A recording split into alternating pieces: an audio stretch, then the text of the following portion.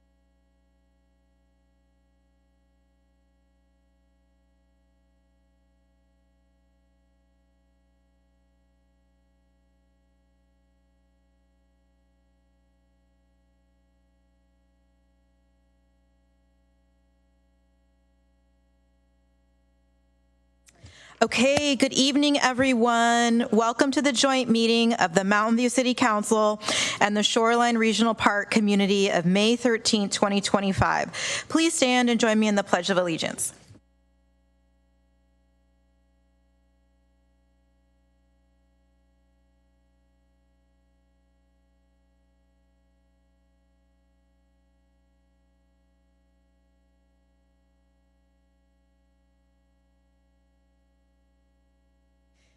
Great, thank you very much. Our Assistant City Clerk will take attendance by roll call. Councilmember Clark? Here. Councilmember Hicks? Here. Councilmember McAllister? Here. Councilmember Ramirez? He is here somewhere. Councilmember Showalter? Vice Mayor Ramos? Here. Mayor Kamei? Thank you. Great, thank you. We'll move on to item 2, our closed session report. City Attorney Logue, do you have a closed session report? No reportable action was taken in closed session this evening. Thank you. Great, thank you. So we'll move on to item 3, our presentations. Please note, these are presentations only. The City Council will not take any action. Public comment will occur after the presentation items. So if you'd like to speak on either of these items in person, please submit a blue speaker card to the Assistant City Clerk now, or you can raise your hand in Zoom. So the first item we'll be celebrating is Affordable Housing Month, and we will have Spanish translation services available for this item. We'll now hear from our interpreter. Para las personas que necesitan interpretación en persona, tenemos auriculares disponibles. Hoy ofreceremos interpretación en persona y de manera virtual. Para aquellos que necesiten interpretación mediante Zoom, favor de hacer clic en el botón de interpretación y después elija el idioma de su preferencia. También estamos ofreciendo interpretación durante los comentarios públicos en persona y virtuales. Las personas que necesiten interpretación consecutiva, por favor, hablen en bloques de 3 oraciones, luego tomen una pausa para que nosotros podamos interpretar y así se interprete consecutivamente todas sus ideas. Great, thank you. We're happy to be joined this evening by 2 people representing 2 different organizations. First, we have Roger Kinoshita, the Senior Vice President of Jamboree Housing, and Olga Melo, the co-founder of the Mountain View Community Land Trust, to accept this proclamation. So I'll invite both of them to join me at the lectern.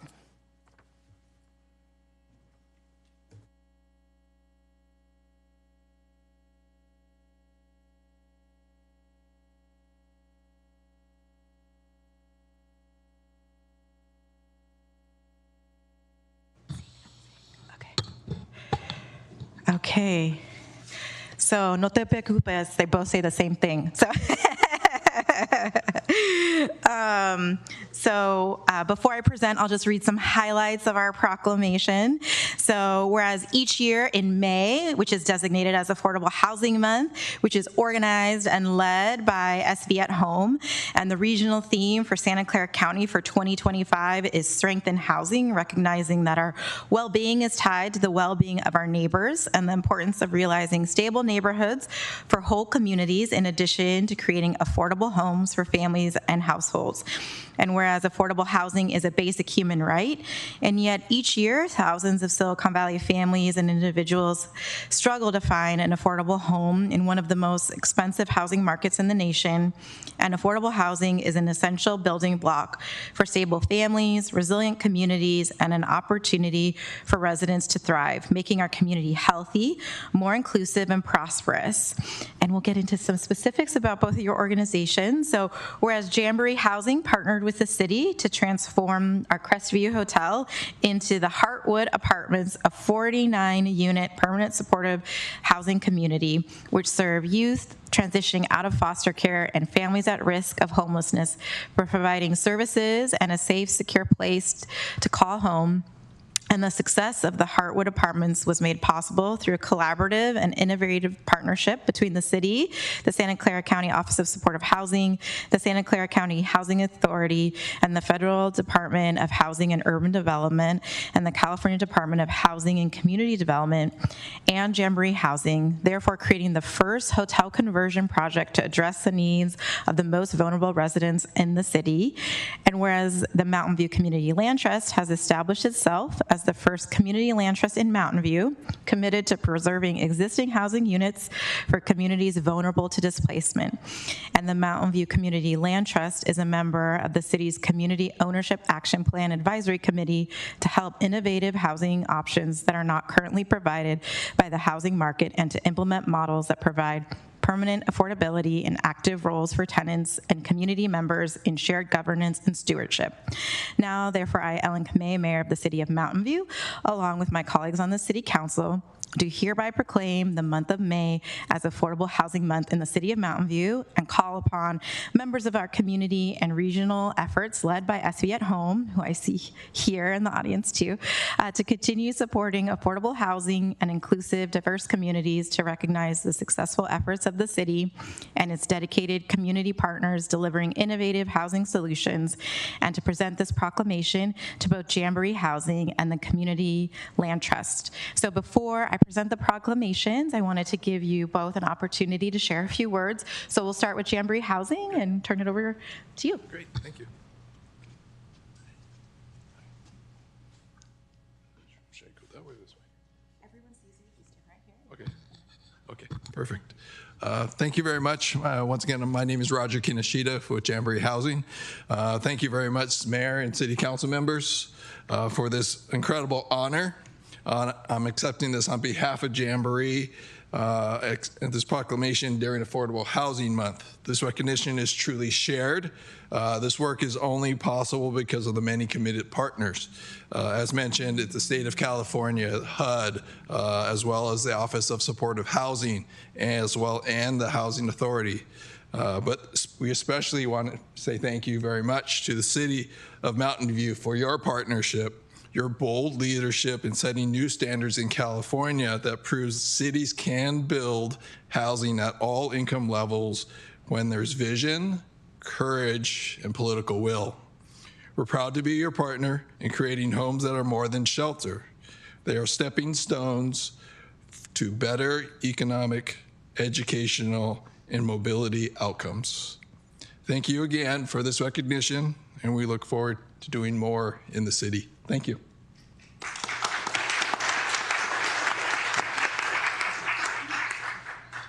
And now we have the Mountain View Community Land Trust, and it's going to be in both English and in Spanish. ¿Sí? Adelante.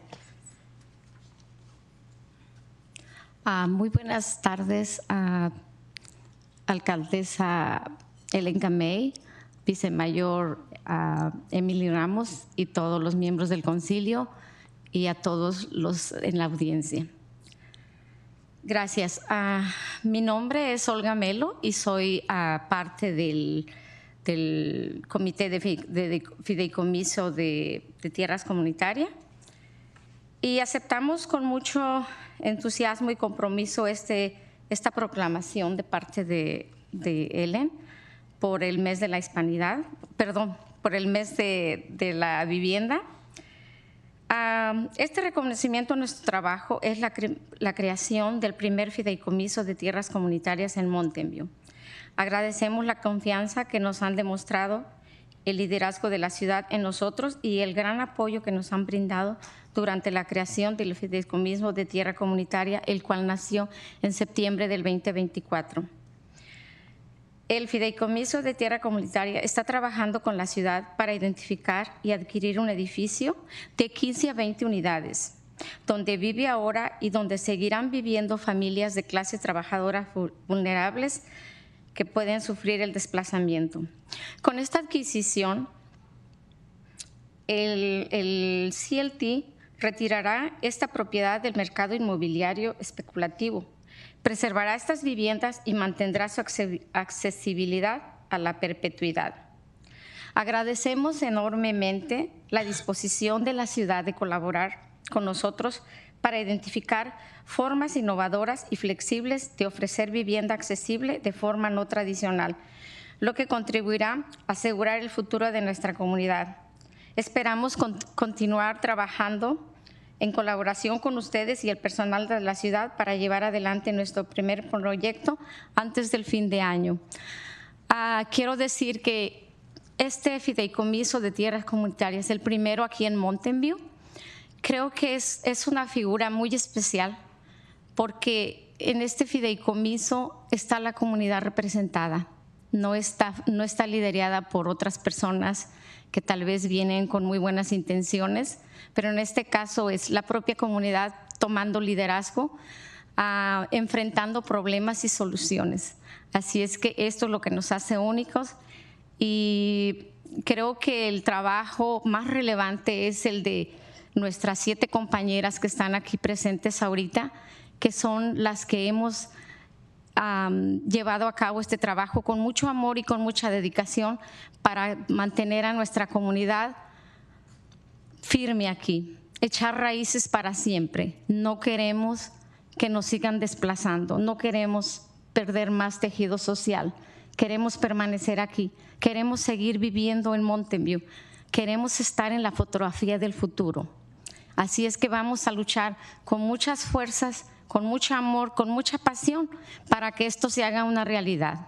Y muchas gracias al concilio porque han aceptado trabajar con nosotros hombro a hombro, pero esto se requiere de mucho esfuerzo y de que abran a cambios, hacer cambios en la forma de cómo trabajar en este proyecto de vivienda, porque eso es lo que va a ser el cambio, que estén abiertos a las decisiones que nosotros como comunidad hagamos. Y por último, yo también quiero reconocer a todos los grupos de aquí de Mountain View que luchan por una vivienda digna, porque no somos el único grupo. Hay más grupos luchando y todos, nuestra misma misión es mantener a nuestra comunidad unida. Muchísimas gracias por esta proclamación.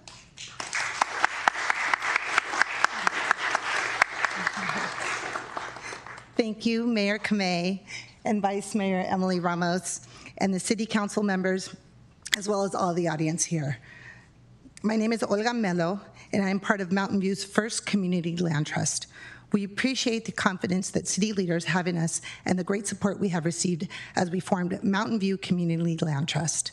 The MVCLT is working with the city to identify and acquire a 15 to 20 unit building that currently houses and will continue to house working class families that are vulnerable to displacement. With this acquisition, MVCLT will remove the property from the speculative real estate market and preserve those homes and maintain their affordability in perpetuity. We are so grateful for the city's willingness to work with us to identify innovative and flexible ways to deliver affordable housing in non-traditional ways that will help secure the future of our community. We look forward to continuing our collaboration with you and the city staff to bring our first project forward by the end of this year. This is a first in Mountain View, so it's very special. Community is represented in this, not others who may not be as interested as we are. Our community has problems, but we also have the solutions. We are here to also recognize our partners who are here with us tonight, who have worked tirelessly with love and dedication. We are firmly here with roots. All groups as well, I'd like to recognize all their hard work because they all are putting in the same effort and have the same goal. Thanks again to everyone. Gracias. Okay, so we will do the proclamations and we'll invite our council to stand and our recipients to stand here. And I also want to encourage the other members of the CLT, los otros miembros, vente por favor para tomar un foto. Yeah, so we'll all take a photo together.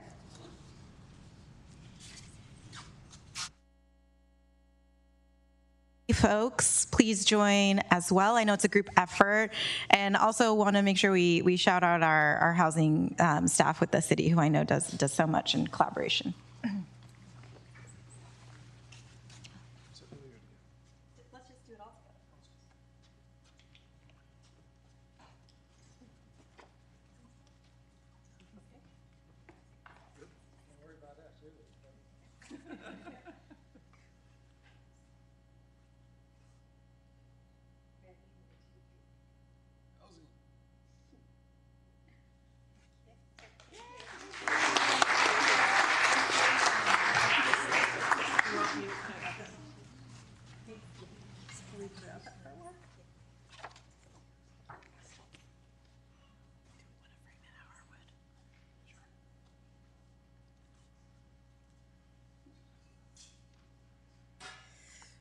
Okay, and we have one other proclamation that we're celebrating, which is wonderful because it's always good for my mental health to talk about housing. And now we get to recognize Mental Health Awareness Month. We're happy to be joined this evening by David Mineta, our CEO of Momentum for Health, to accept this proclamation. So I don't see David. Okay, just making sure. I was like, it's all right, but you're accepting on behalf of Momentum. Yes, I Okay, wonderful. Thank you. And I have also with us our David Mineta will be stepping down in a couple of weeks. Yeah. Another month. So we have our interim, our brand new. Everyone's welcome to the party. Come on, get over here. It's our new president and CEO, Michael Skates. So Okay, this is his, yeah, he's okay. been on the job now 2 days. So What a way to welcome you. know. Okay, perfect. Proclamation. Yes, and I see our, speaking of people who will be celebrating soon, I see our president of Palo Alto University, so I want to invite her too as well to come down to accept. And yes, your team, please. We get to go to your party tomorrow. Okay, wonderful. Yes, okay. So thank you to both of your organizations for, we're able to celebrate them for Mental Health Awareness Month. So whereas mental health is essential to the overall health and well-being of individuals, families, communities, schools, and businesses, and whereas 1 in 5 adults and 1 in 6 youth in the United States will experience a mental health condition at any given time, according to the National Alliance on Mental Illness. And whereas it is vital to encourage relatives, friends, coworkers, and community members to recognize the signs of mental health conditions and guide those in need to appropriate services and support. And whereas education and raising awareness are effective ways to enable early response to mental health conditions and reduce the devastating impacts they can create on individuals and the community. And whereas the City of Mountain View, with the guidance of our Council Youth Services Committee, continues to strengthen mental health resiliency for our teens through such programs as the Teen Wellness Retreat, monthly wellness-focused workshops, and wellness events supported by the Youth Advisory Committee.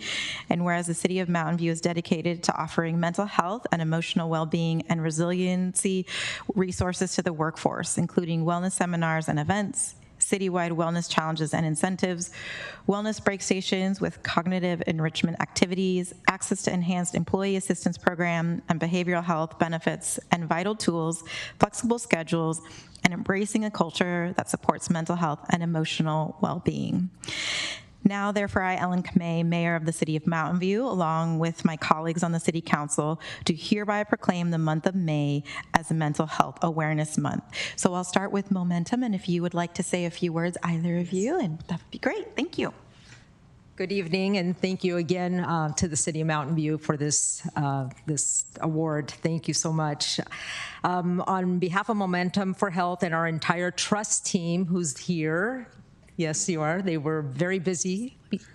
Yes, our Trust is our trusted response urgent support team that has been supporting this community now for, I think it's been almost close to 2 years, right?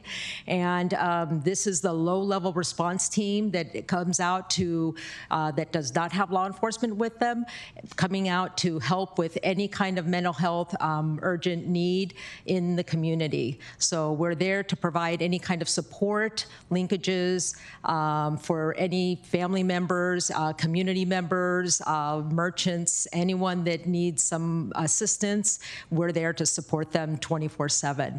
So thank you so much for this, and I want to thank Mountain View for your unyielding support of this program and the city's commitment to mental health needs of this community.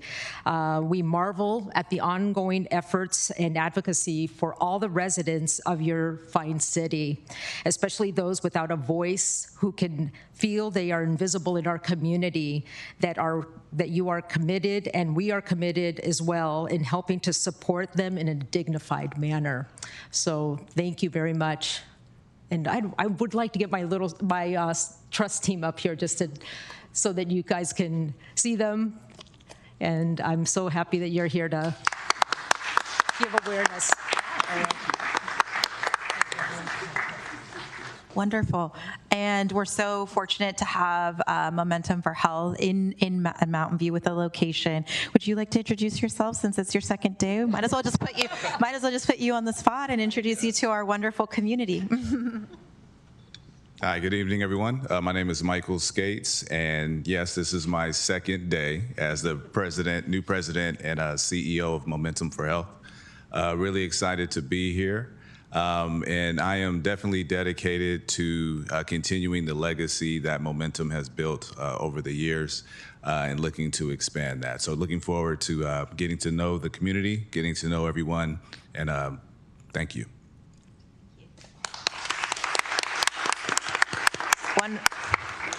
Wonderful. And we're also very fortunate to have in Mountain View Palo Alto University, and with a, I guess, still kind of new location. Yeah, I think so. It's right here downtown. And I'd love for you to share a little bit. And so much. Thank you so much, Mayor. Thank you so much to the City of Mountain View, to the council.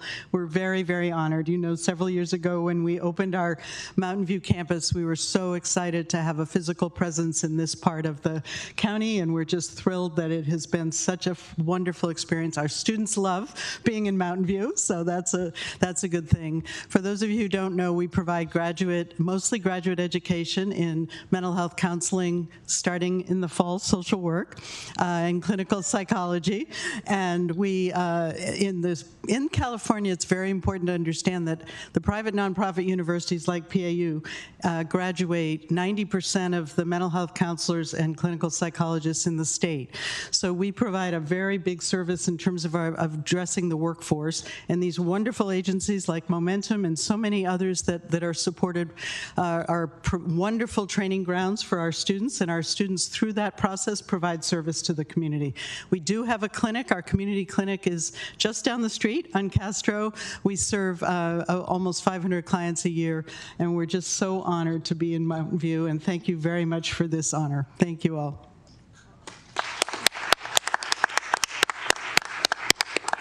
wonderful. Well, thank you both for being here. And so we'll just take a quick photo. If there's anyone else from your teams that you would like to invite to join the photo, please do, and I'll invite my council colleagues to stand.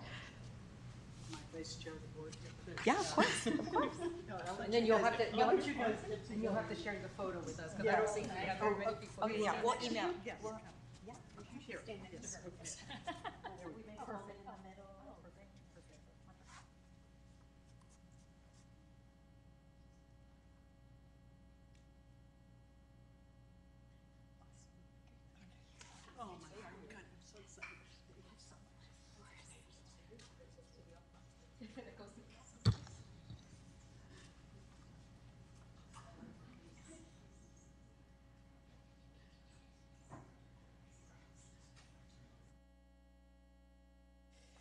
Great, thank you. And now, would any member of the council like to say a few words? I am not, Councilmember McAllister. I'm really glad to see the Community Land Trust, those folks come along. I've been advocating for over 10 years that the city or whoever should start buying property and using it for Mountain View. Then it's it's less expensive to buy the affordable housing, and once we own that housing, we can use it for whatever needs are appropriate. So I'm glad anytime that we are engaged in a process where we are taking property, bringing it to the use of Mountain View, allowing us to control our future at a much lower cost, almost 50% cheaper than buying something new. I'm all for it, and I'm so proud that they are doing that in the city, and look forward to more projects like it. Great, thank you. All right, I am seeing no other colleagues wishing to speak, so I'll open it up to public comment for our presentation items. Would any member of the public joining us virtually or in person like to provide comment on the presentation items listed on the agenda?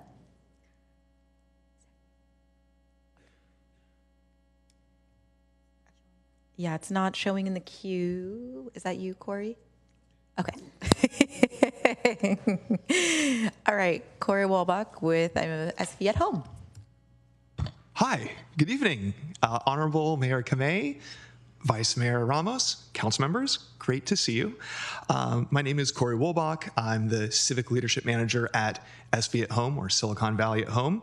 SV at Home is a local nonprofit that advocates for evidence-based solutions to meet the housing needs of all our residents. Our work focuses on policy solutions that create new affordable housing, preserve our existing affordable housing, and protect our most vulnerable residents from housing instability throughout Santa Clara County. We also prioritize community education and strengthening grassroots organization and leadership, as we believe that empowering communities to raise their voices and drive meaningful change is important to solving our housing problems. So I want to say thank you again to the entire council and the city staff for inviting us to participate in Affordable Housing Month, and for your wonderful proclamation, and for your commitment to advancing affordable housing here in Mountain View. We have an engaging lineup of events throughout May hosted by SV at Home and our partners. We encourage you to visit siliconvalleyathome.org/events to explore the exciting programs happening here in Mountain View and across the county, in person and online. I also want to add that the city's ongoing implementation of the sixth cycle housing element is a great step in the right direction, reducing barriers to affordable housing and supporting tenant protections, innovative solutions, and affirmatively furthering fair housing right here in Mountain View. And we commend Mountain View for its leadership. The need remains great. We know that nearly half of the county's renters and renter households remain cost burdened, and your continued leadership in supporting and expanding affordable housing is essential. This year, as you mentioned before, our theme for Affordable Housing Month is Strength in Housing, and we try to remind ourselves that housing is not just a building, it is the foundation of a strong community. By investing in affordable housing, we are securing the future and well-being of all of our residents. And Affordable Housing Month is more than a celebration, it is part of a movement, and by dedicating this entire month, we hope to bring people together to strengthen our shared commitment to real solutions for homelessness, rent burden, and housing insecurity. There is strength in coming together, strength in our community, and strength in housing. Lasting change happens when we work together. So thank you again. We invite you to join us in imagining a future where everybody in our community has safe, stable, and affordable homes. And thank you again for your partnership in Affordable Housing Month. Thank you, and thank you to SV at Home for all they do to help us celebrate Affordable Housing Month. All right, let's see. Is there any other, was that, no, okay. So I believe that closes public comment. So we'll move on to item 4, which is our consent calendar. These items will be approved by one motion unless any member of the council wishes to pull an item for individual consideration. If an item is pulled from the consent calendar, it will be considered separately following approval of the balance of the consent calendar. If you'd like to speak on these items or the next item, oral communications on non-agenda items in person, please submit a blue speaker card to the Assistant City Clerk now. Would any member of the council like to pull an item? Councilmember Hicks. So I could either pull this one or just speak on it, but I wanted to talk a little about 4.7. Okay, why don't I go through the rest of the queue and then we can see how you feel. Councilmember Ramirez. Thank you, Mayor. I'd like to pull 4.12. 12, and Councilmember Showalter. I just have a few comments to make. Okay, all right. So why don't, Councilmember McAllister. I'd just like to comment on 4.13. Okay, so thank you. Let me circle back. Councilmember Hicks, would you like to pull that item or would you like to comment? I can just comment. Okay, so why don't we start with comments with Councilmember Hicks, and then we can go comments with Councilmember Showalter, and then we'll do comments from Councilmember McAllister. Does that sound right? And then we have the pulled item 4.2 from Councilmember Ramirez. Is that okay? So 4.7 is council report, public safety building design, etc. I'm not going to read the full title. I just want to continue advocating, I've done it in the past, but for more value engineering on this particular project. I'm worried about the escalating price, and you know, one example of things we could be thinking about is that that I've heard that Silicon Valley Clean Energy bought an office at kind of fire sale prices for 12 million an office. And so perhaps a better option than reserving after we finish building the public safety building. There's additional land for future public office. Perhaps, you know, we could be selling off that land and buying an already built office. I think there are multiple, as we see the price of this escalate, I think there are multiple opportunities for value engineering, and I'd like to continue to look at those. Thank you. Councilmember Showalter? Yes, I wanted to comment on 4.3, the preservation of city records. And I just wanted to say that this is something we think of in terms of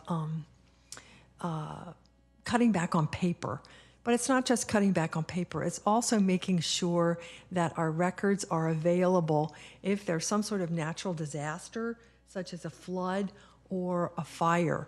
I know, for instance, in Colorado, and there was a major fire that went through Boulder, and they burned up, you know, all of the records on site, and the ones that were off site were really what saved the day in being able to resurrect their water and sewer system. So I just wanted to mention that this is important from not just a paper retention point of view, but from a disaster preparedness point of view as well.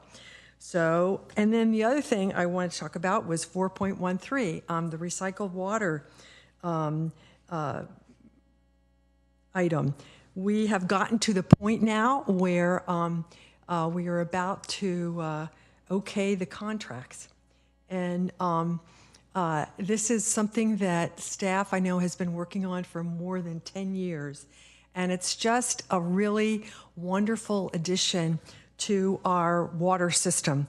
This is exactly what we should be doing to prepare for the expected fluctuations we'll see in the snowpack. This is an example of right-sizing the quality of water for the use of the water. So this recycled water isn't going to be used for drinking. It's going to be used for things like irrigating plants, flushing toilets, and cooling towers. And then we can save the water that we import from the mountains for drinking. So I just want to bring this to everybody's attention, and it's a great project. Thank you. Great, thank you. Councilmember McAllister? Yeah, I'd like to agree with the Councilmember Showalter about all the great benefits of this project. The reason I'm bringing this up, I want to point out that this first came out for council in 2017. The cost of doing this was $20 million. Through delay or priorities, now it's as close to $60 million to do the work that should have been done a long time ago. And this is one of those projects, we've gone through a couple of droughts, and this is the type of projects where it will help us recycle, save, repurpose water, which we should be doing all along. And that's part of our infrastructure that I think we've been neglecting over all these years, is that we don't pay enough attention to the necessities that this is going to provide, or the luxury of being able to divert water from one point to another. We're still not to the place where it's potable water. It's enhanced water to get through this advanced water system plant. And we need to continue to stay on this course. Right now, we're also looking at putting in piping to get that water over to the south of 101, which is very important so that it's a broader use. And as we increase the water that we're able to enhance, the more demand will possibly come along. And so, yes, I'm glad it's going. I think Palo Alto was working on this contract recently, and we need to do more projects like this. We need to be more proactive in doing items that increase our maintenance and our infrastructure that will be a benefit for the whole city. So I'm very happy to see this going, and I will continue to look forward to seeing this thing get done, hopefully soon. Thank you. Great, thank you. So that ends comments. We have a pulled item 4.12. I will do.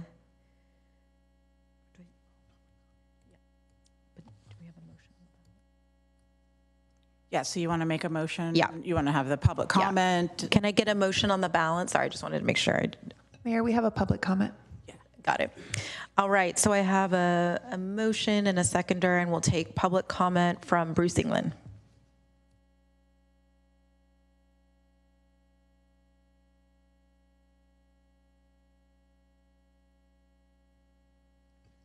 Sorry, unmute. Took some time to show up. Bruce England, Wisman Station Drive. I have three very quick comments on some of these items. On 4.3 about the preservation and destruction of city records, as you probably know, a lot of us out in the community are digging through city records to find information we need that sometimes is very old and on older systems, and we usually can find what we need, but not always. And so we're in favor of doing whatever can be done to preserve those older records, along with the newer records, of course, so that we can find what we need. Thank you for taking that into account. On the public safety building, so some of us, including me, have an interest in seeing flexible design in that as much as possible. So as times change, that building is going to be there for a long time, that different parts of the facilities can be modified for a different kind of use if they decide that they need that in the future. And then lastly, on the recycled water service, definitely in favor of broad thinking around our water, how water is managed, how water is used, stormwater management, all of those kind of details can be very complicated. So we're always in favor of seeing that explored. Those are the items I wanted to talk about. Thank you. Thank you. Next virtual speaker is Tolga Akar.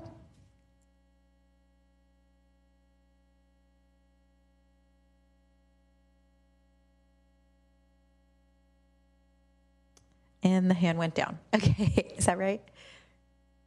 Okay. So I'll bring the item back for council action and note that a motion to approve the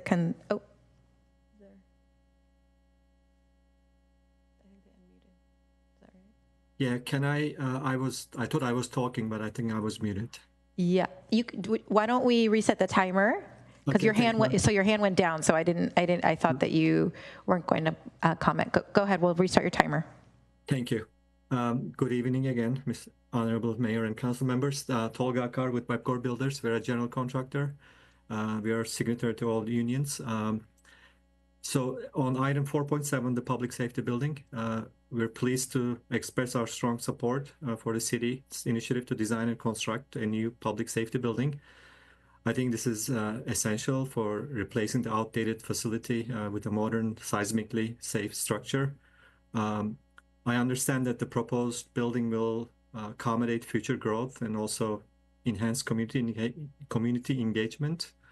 So we commend the city's commitment to public safety and community well-being, and we are looking forward to contribute our expertise and compete for the project when it comes out for bid. Thank you.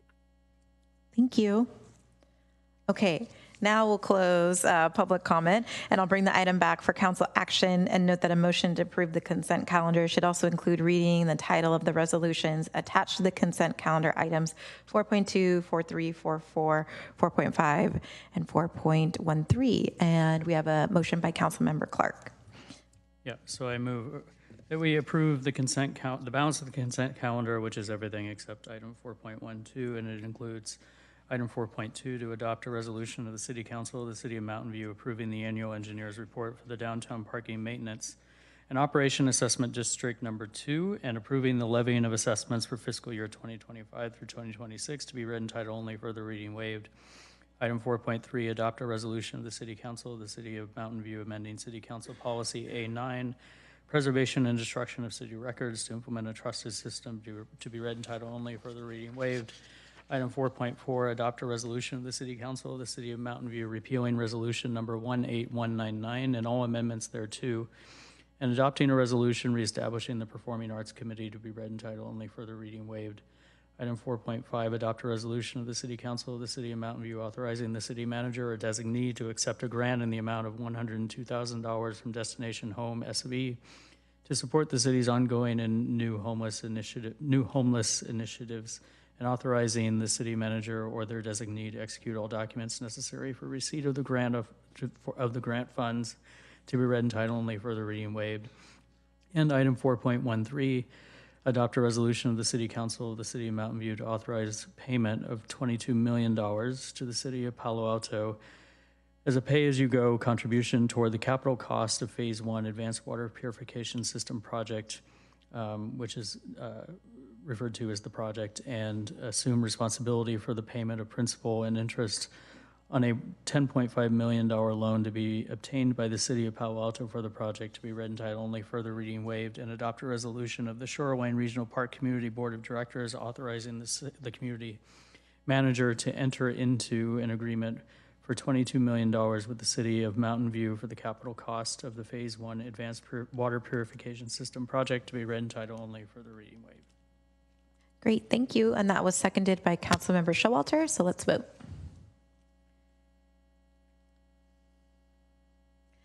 All right, and that motion passes unanimously. So we'll bring the item back to the consent calendar for the pulled item from Councilmember Ramirez, 4.12. Thank you, Mayor. I have a few questions for staff. The first question is, are the public improvements described just for Phase 1, or are they the public improvements for the totality of the project that was in title? We'll give staff a moment to make their way down.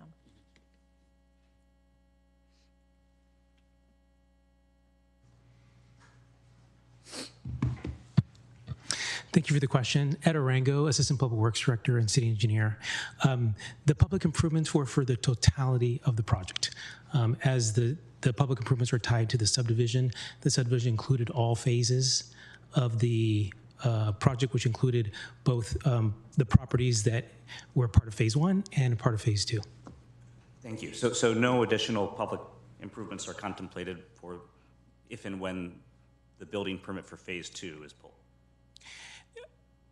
That would depend on the logistics and specific details of Phase 2, how they plan to develop Phase 2. That may require additional improvements, but are only related to the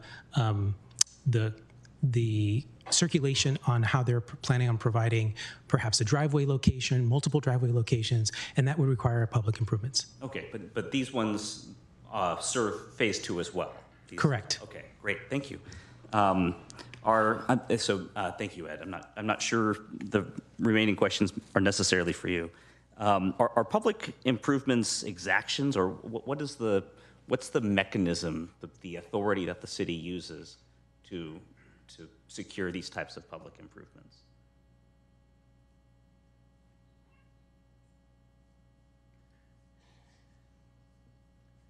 Councilmember Ramirez, I'm not sure that I can answer that question, or if our Community Development Director would be able to answer that.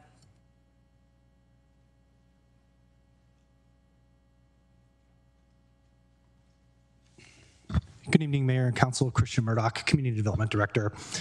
Typically, cities adopt standards related to subdivisions, requiring certain minimum subdivision improvements for things like public rights-of-way, circulation, water, sewer, et cetera, those kinds of basic infrastructure associated with a subdivision. So typically, through the development review process, in this case, the review of a subdivision map, the city is ensuring that those standards are met or deviations from those standards are approved by the city to ensure safe provision of those general public infrastructure requirements. And so it's typically through that review and approval of the tentative map authorizing the subdivision of land as a prerequisite to authorizing new development that those types of improvements are required by the city. Okay, I think I understand. So does the magnitude of the development, so if this were a single family home project, or the 635 unit with square footage, office square footage project, would the public improvements that we got that are listed here be the same, or are they proportional to the magnitude of the project?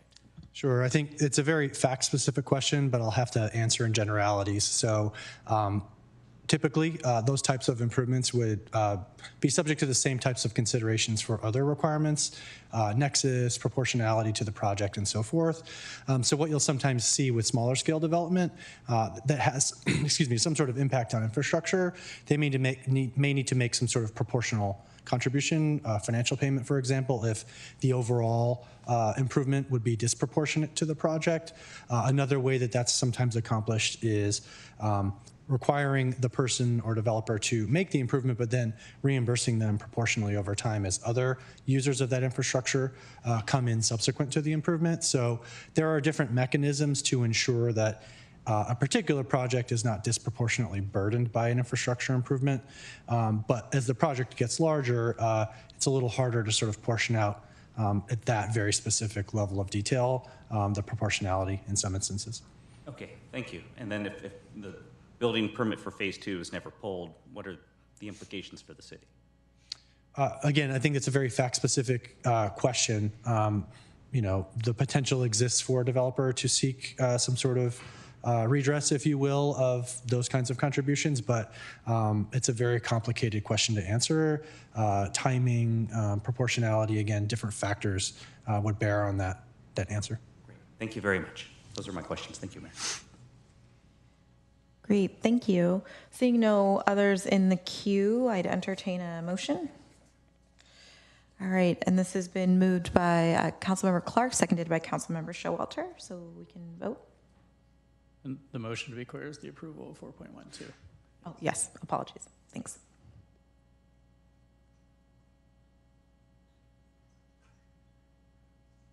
All right, and that passes unanimously.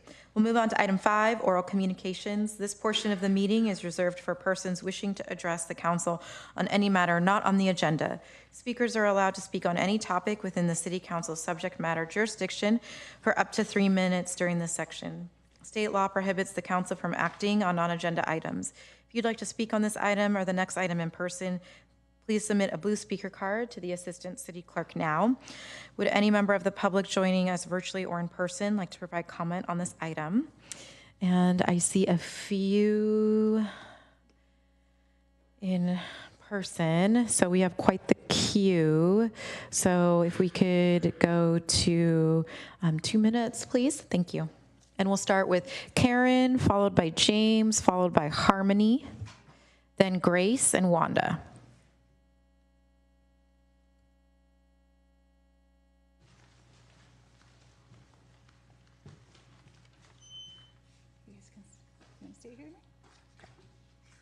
I have a guest.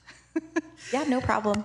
The timer's right here. Okay, thank you. My name is Karen. I attended my first city council meeting about 7 months ago asking if the city would allow Ridwell to operate in our town. Ridwell is a voluntary service that residents can sign up for and get hard to recycle and reusable items picked up from their doorstep. Today I'm here on with a more specific ask for the city council members. I ask that you talk with employees in the city to fully look at the pilot program that Ridwell has tailored for our city and involve Ridwell in the discussion about it. Ridwell first reached out to the city 3 years ago. At this time, I worked for them and can attest to the slow response, canceled meetings with no explanation, and general ghosting. I have read the city's zero waste plan, and I have read the pilot program that Ridwell has presented to the city. The pilot program aligns with the city's zero waste plan, which encourages pilot programs for hard to recycle and reusable items. The current franchise agreement contains an exception for pilot programs, meaning there is no conflict with Recology's exclusive rights. One specific item that Ridwell stated that they would take in the pilot program is clamshells. Our city doesn't take them, but Ridwell will. And it also is written that if Recology does take them, that Ridwell will stop. I've been told from the members of the city that this is an issue between Ridwell and Recology. The pilot program does not violate any contractual agreements with Recology, meaning this is an issue that the city needs to resolve, a program that the city needs to and should approve. Again, I ask for the city to prioritize this matter, take a meeting with Ridwell, and sort it out. Let Ridwell be a partner to the city and the citizens to help achieve our zero waste goal. And one more thing, not everyone here is going to speak, but raise your hand if you're here for Ridwell and their support, and just know that a lot of people are supporting this. Thank you. Thank you. James? You can pull the mic down, James. Go ahead. My name is James, and I'm a 10-year-old. I want to share how kids are making a difference in our town and how Ridwell has been a part of it. At school, I'm part of a green team that helps kids learn about recycling, composting, and trash. Before the green team started, we had roughly 40 plus bags of trash a week, from snack and lunchtime. Last week, we had 1. The reason this is working is because of education and a little bit of effort. The green team helps teach kids what goes in which bin. The bins are liquid, recycling, compost, trash, and Ridwell, which for our school is a lot of snack and chip bags. We help sort it, and parents from our school take these plastics to other towns where their families have Ridwell, so it avoids going in our landfills. Imagine every school in Mountain View could do this. Every country, every state, the whole world. That's a lot less trash and plastic in our landfills and oceans. This is proof that a little bit of education and effort can make a big difference. Please let Ridwell in our town so more people can learn and help our environment. Yay! Thank you. All right, Harmony, then Grace, Wanda, Peter. Hi, I'm Harmony. I'm just here in support of Ridwell. Okay. I recycle clamshells currently in Palo Alto, and I collect it from these guys. So I'm just passionate, and I hope that the city will be able to have the program come. Thank you. Thank you. Grace? Sorry, I have some visual aids. Sorry,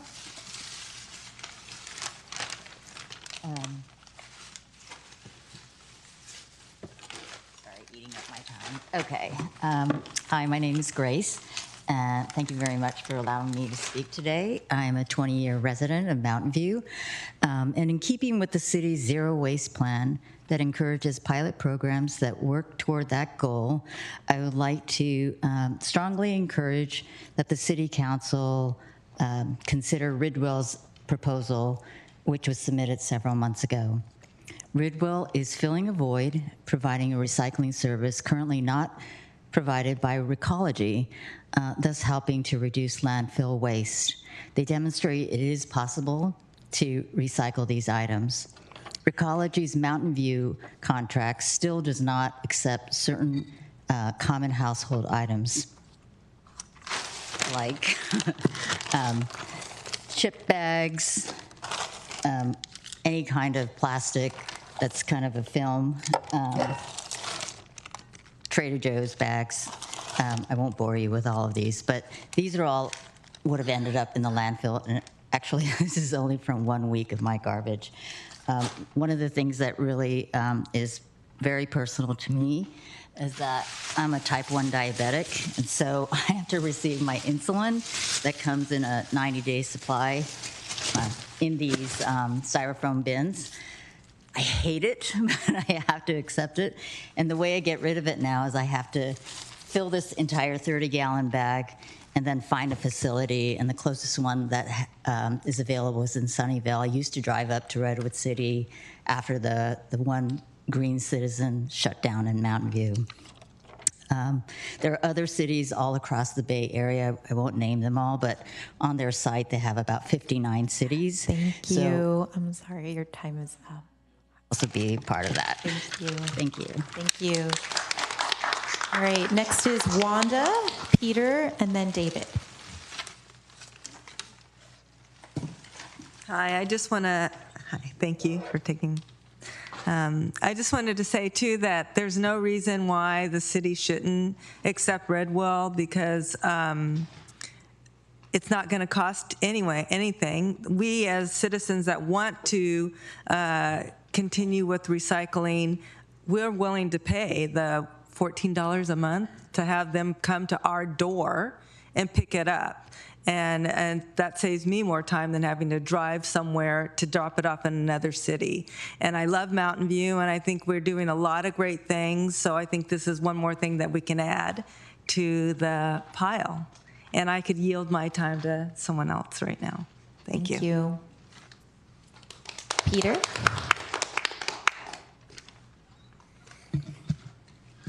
Hi, I'm Peter Norco, a proud resident of Mountain View for over 10 years. I'm here to say I'm a bit embarrassed to have to come to you today to ask your permission for the right to be able to purchase a service that is not provided by the city, is available in many of our neighboring cities, comes at no cost to any Mountain View resident that doesn't want this service, and provides a significant benefit to our environment, something that I know is very important to this council and Mountain View residents. The service I'm speaking about is the one you've heard from many other people. This is one provided by Ritterwell, who accountably recycles products that a curbside partner is not able to.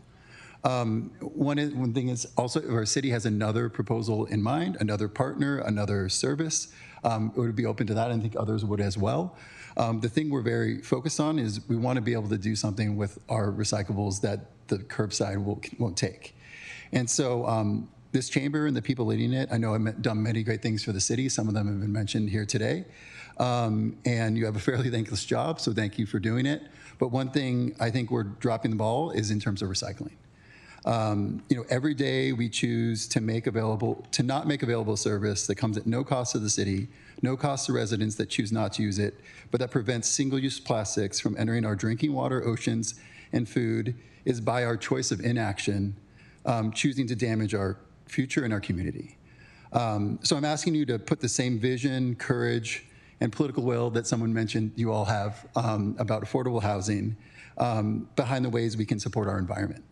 And so as you consider this proposal, I leave you with the chant that my children and my family will say at home, which is, hey, hey, ho, ho, this plastic has got to go. Where's it going to go? Not in a landfill. Thank you. Thank you. David? Hello, my name is David Franklin.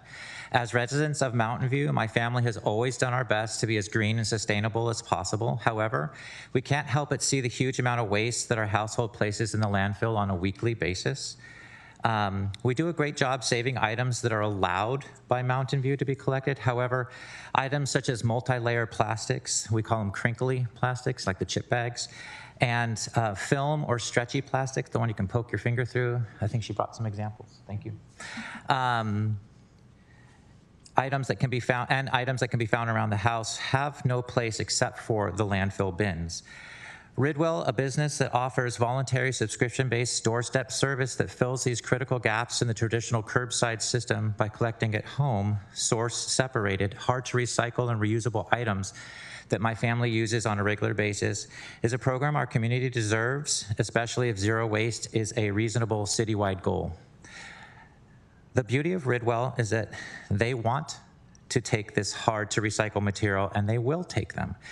They are very transparent about what they take and what they make with the items that they take. At our home, we collect a plastic grocery store-sized bag every week of what we call at our house Ridwellable material. And if everyone in Mountain View had the choice to do this, imagine how many bags we'd save to be put in the landfill, to be making other products. The list of Mountain View residents wanting to bring Ridwell to our community is up to 500 and growing. We are waiting for the opportunity to get as close to zero waste and be as sustainable as we can. Mountain View City Council, please consider bringing Ridwell into our Mountain View community. Thank you. Thank you. We'll move on to virtual public comment. First is Bruce England and then Celia Paymer.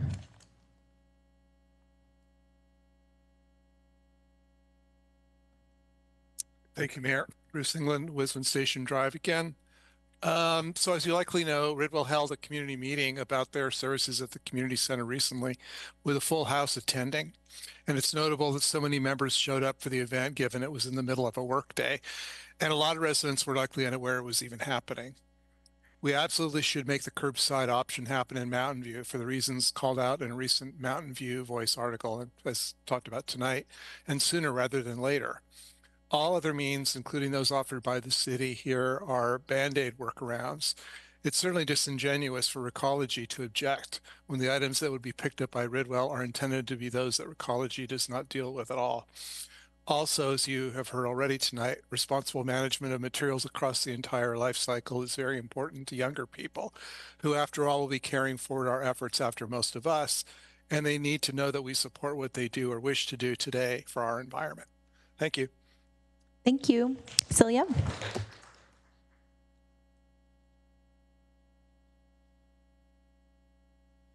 Hi, thanks for hearing me out. I'm Celia Paymer, also a Mountain View resident of about 15 years. I'm also speaking in support of a Bridwell program. I feel like if we can get a pilot project for robots to take over the sidewalks, we should be able to do the crazy thing of, instead of having full boxes delivered and empty boxes picked up, have empty boxes delivered and full boxes picked up, if it helps reduce our environmental impact. So I don't think it's a completely novel idea. Again, we get boxes delivered all the time that are full. I don't see how picking them up is such a big difference. And if we can have pilot projects that are much more complex and involve electronics, and I don't know, I even saw something about drone delivery. I don't know if that's realistic, but if that's happening, I don't see why we can't just have a porch pickup service for waste that would otherwise fill up our landfill. Thank you. Great, thank you very much. I'm not seeing any other public comment in person or virtually. So I'm going to close public comment and then turn it over to City Attorney Logue. Thank you, Mayor Kamei, Vice Mayor Ramos, and council members and members of the public. I just wanted to take this opportunity to provide a brief update to the council, and so that the members of the public could hear this, because I understand that the residents of Mountain View are very passionate about this issue, and I wanted to let you know that we are taking it very seriously in the city attorney's office, and we are, understand and are following the commitment that Mountain View has to the environment. So we are conducting a thorough legal review of the franchise agreement right now. We are working on preparing a confidential legal memo for the city council members that will hopefully provide options for moving forward. This is a complicated legal issue. We have received an email from Recology's legal counsel stating clearly that allowing Ridwell to operate in Mountain View would violate the franchise agreement. And so in light of receipt of that email, we do have to take it seriously, because we do not want to put the city of Mountain View in litigation without thoroughly analyzing all of the issues. And so we are working on this confidential legal memo, which we will share with council, and then hopefully we will be able to provide an update in the future. It will take us about a month or two to finish this, because it is a complex issue and we've got a lot of items coming up on council. But I just wanted you to know that we're taking it seriously, and that this issue is not being ignored by the city attorney's office. Great, thank you.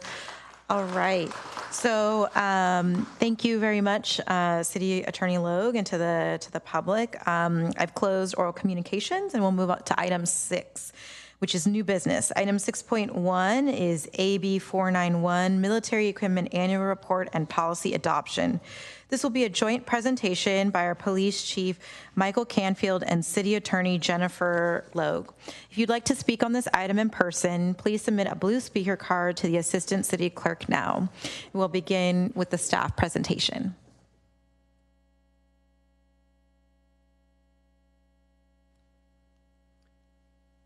Good evening, Mayor, Council. I'm Mike Canfield, Police Chief. Presenting with me is City Attorney Logue, and this is Assembly Bill 481's presentation. That's a military equipment funding, acquisition, and use. With that, I will pass the first slide over to the City Attorney. Thank you, Chief Canfield. Jennifer Logue, City Attorney. Again, good evening, Mayor Kamei, Vice Mayor Ramos, and council members. The police department worked very closely with the city attorney's office to prepare tonight's council item, and I thought it would be helpful to provide, to refresh council's recollection and the public's recollection of the requirements of Assembly Bill 481 and why we are here this evening. So this first slide gives you a couple of little facts about AB 481. Assembly Bill 481 enacted California Government Code sections 770 through 775, which governs the funding, acquisition, and use of military equipment by local law enforcement agencies. And military equipment is specifically defined in the government code, so it's not just any type of military equipment that you can think of. It has 15 categories of military equipment that needs to be reported on by local government agencies if they wish to use them. The purpose of AB 481 and these government code sections it enacted is just to ensure that there's adequate oversight of the acquisition of use of military equipment in local or by local law enforcement agencies. So what does it actually require? The first step is that the local agency that wishes to use military equipment must seek authorization by the governing body. And the governing body must provide this authorization by adoption of an ordinance.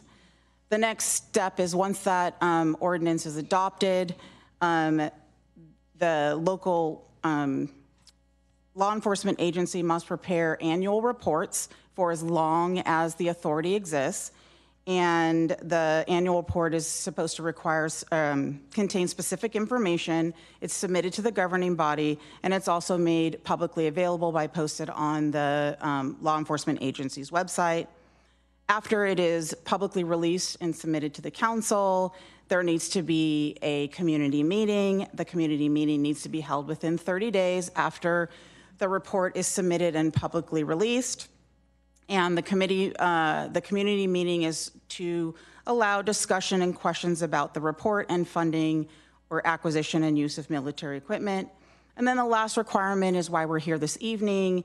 It requires the council or the governing body of the agency to annually review the military equipment policy and to vote on whether to reauthorize that policy. And so now I will turn it back to Chief Canfield to sort of walk you through how we've complied with AB 481 and other specifics regarding the military use policy. Thank you, City Attorney Logue. And that is the transition into our AB 481 legal compliance. Here's just a highlight of that legal compliance. Starting last year, June 11th, City Council adopted Ordinance 6.2024, and that was the renewal of our Police Department Policy 709. This year, 2025, the Police Department coordinated and presented our created our annual AB 481 report that was posted on our city website on April 11th.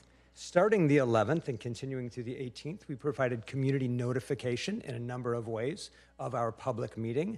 That included our City Hall Connections newsletter, direct communications from me, as well as phone calls and emails from me, the police chief, to our community stakeholders, and using our robust social media networks to notify our community of that meeting. The meeting was held on April 21st, just next door in the conference room. And it was attended both virtually and in person with Spanish translation services available, although they were not needed.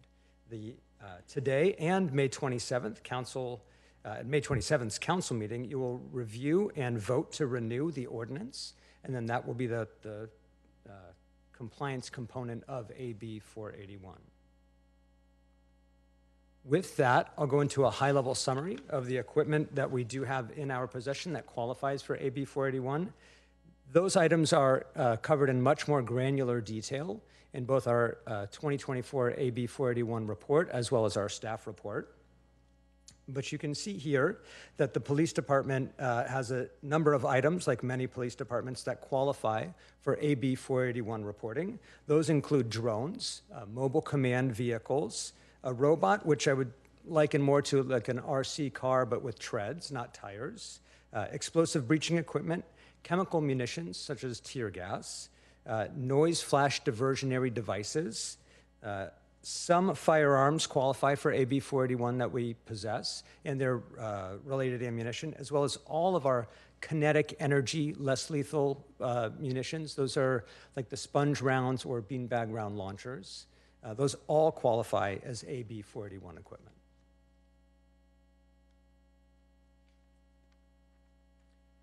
As we look at the two columns on the slide, you can see the items that were used in 2024 and the items on the right that are proposed for 2025. It's important to note that when we say the items that are used on the left, they were either used in training or they were equipped on our officers when they were working in the field. But that does not mean in this circumstance that any of them were fired or launched or ignited, et cetera. These, with the exception of training facilities, these were carried at times, but never deployed, if you will. Our equipment was, like I said, used in our training. It requires training, supervised training, in order to be able to carry it. So we did utilize some of our equipment in training, and as such, the bottom 4 bullet points on the right column are highlighting items that we believe we will either need to replace now or anticipate needing to replace for our future training, to accommodate future training. It's important to note that there were no complaints associated to any of our AB 481 equipment in 2024. Those would be listed in our AB 481 report. Back to those 4 bottom bullet points, those are a total of about $16,000 is what we anticipate needing to replace both expired as well as utilized equipment. But that top bullet point is the larger ticket item, and that is for an armored rescue vehicle. That total for an armored rescue vehicle that we discussed at length at our AB 41 community meeting, it's about $382,000, with the lion's share of that money, about $230,000, coming from, proposed to be coming from the department's federal and state asset forfeiture funds. With that, I'll move to staff recommendation, and I'm going to go ahead and read it verbatim because I don't think I could wing it. It is to introduce an ordinance of the City of Mountain View renewing approval of the Mountain View Police Department military equipment use policy, adopting updated military equipment use policy, and finding that this action is not subject to the California Environmental Quality Act, to be read in title only, further reading waived, and set a second reading for May 27, 2025. And with that, I'll turn it over to you, Madam Mayor, for questions. Great, thank you. Does any member of the council have any questions? Councilmember Hicks. Just one question. I apologize. I stepped out for a minute. So if you went over this already, you can just ignore me. Who do you do outreach for the community meeting? What groups do you do outreach to, or how do you do outreach? So this was, in this community meeting, I sent out both text messages and some phone calls directly to stakeholders, and then a large email communication. So it was to members of the Latino Community Advisory Council, our Faith Leaders Advisory Council, members of Reach Potential Movement or Reach Silicon Valley, CSA, a really large, significant number of community members. So that covers school district members, Spanish language speaking community members. So the goal was to reach as many people in my Rolodex as possible so that everybody knew about the meeting. And we did see an increase in the number of people that attended. We don't, in the previous meetings were held at Public Safety Advisory Board meetings, and it was noted in Councilmember Showalter's questions. But I would say we probably had double the number of attendees from a normal community meeting, and depending on the community meeting for 481, as many as 5 times as many commenters, but generally I'd say probably twice as many commenters. I think that was partially because of that significant effort in the outreach. Thank you. Vice Mayor Ramos. Thank you, Mayor.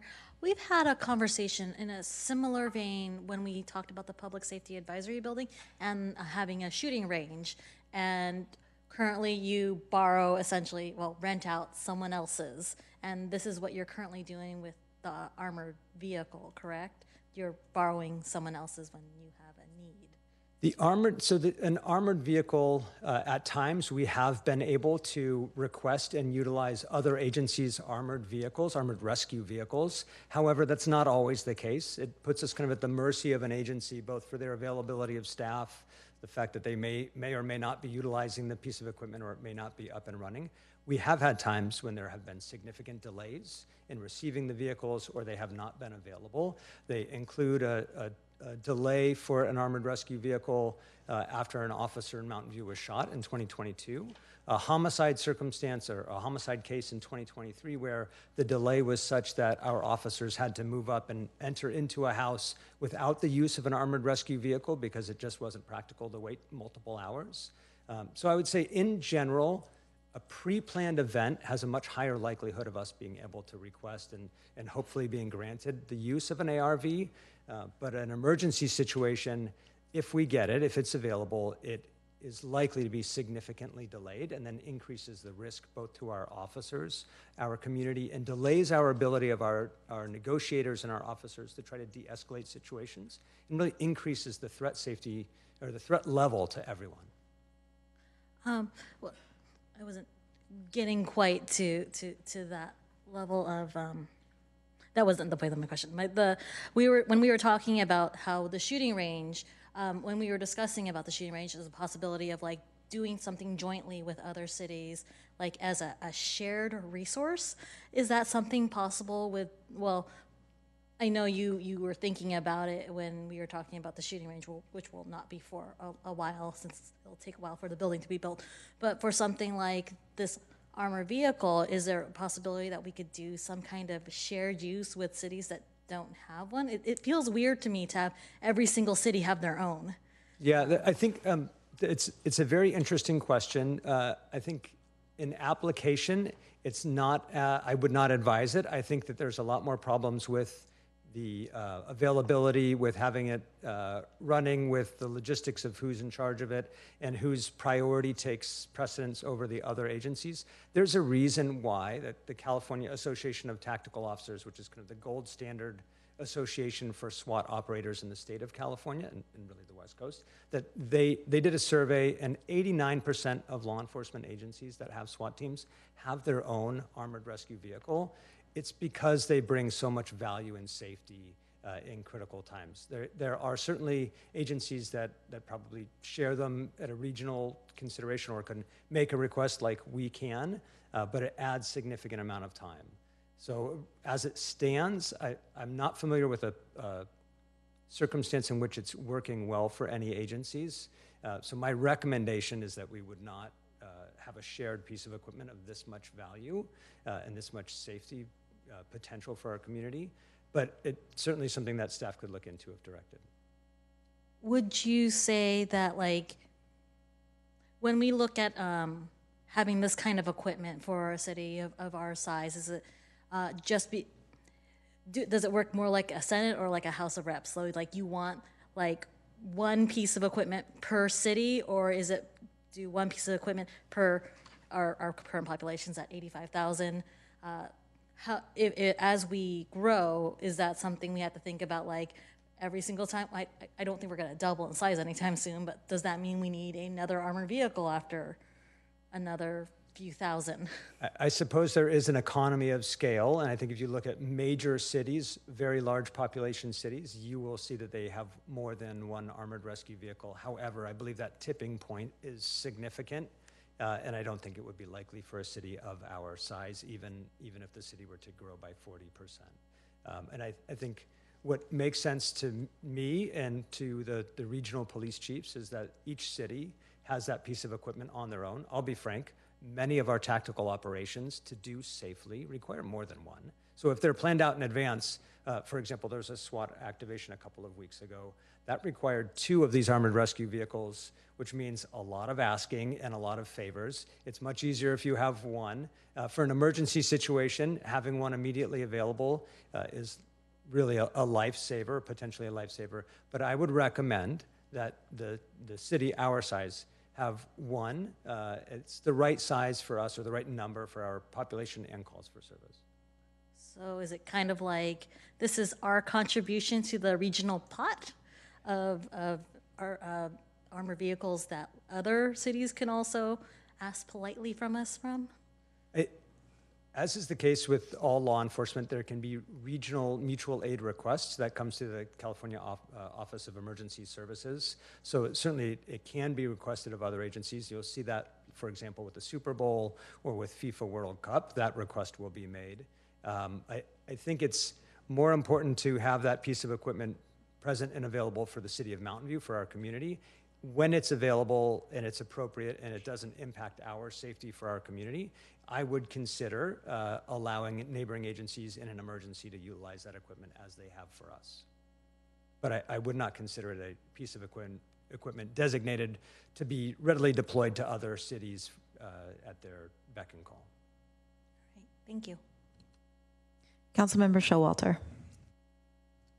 Yeah, I'm just going to repeat a question I asked on paper, and that was about the use of the drones.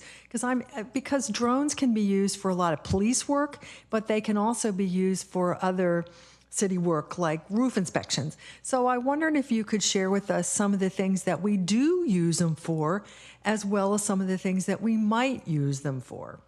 That's a great question. Yeah, drones we have found to be very multifaceted with a lot of different purposes. Obviously, from a law enforcement perspective, they are invaluable at searching for a missing person, for example, or looking for a firearm that may have been disposed on a roof line that we can't find. We have, in our application, utilized the drone on a SWAT activation related to a shooting and seen a suspect throw a bag with a firearm over a fence. And then we were able to deploy resources right to that bag and pull a firearm out of it.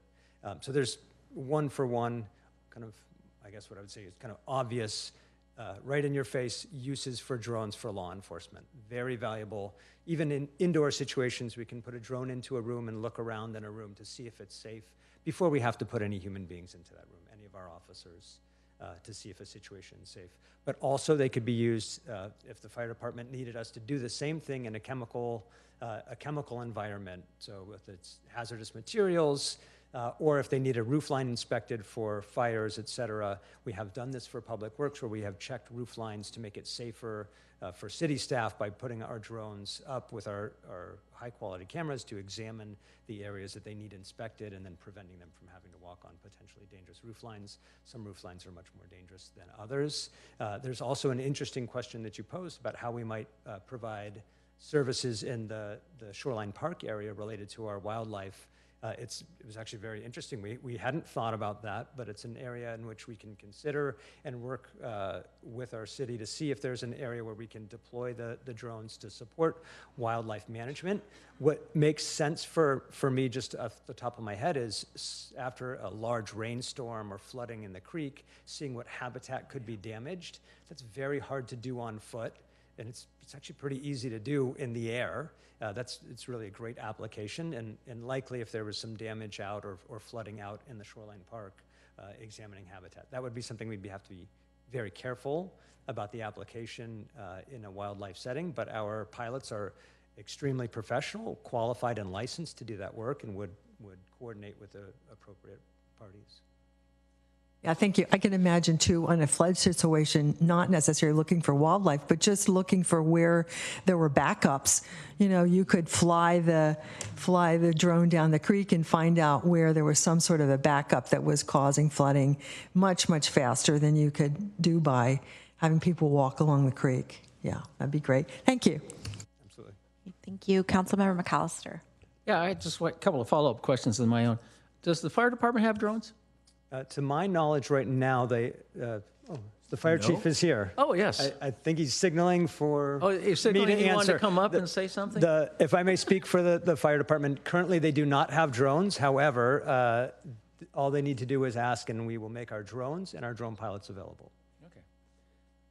We'll look into that later on. Okay. On a second note, so this vehicle, armored vehicle, I remember when the Super Bowl was held in Santa Clara before, and the light rail station was a well-guarded area. I mean, there was SWAT teams all around the anticipation of anything.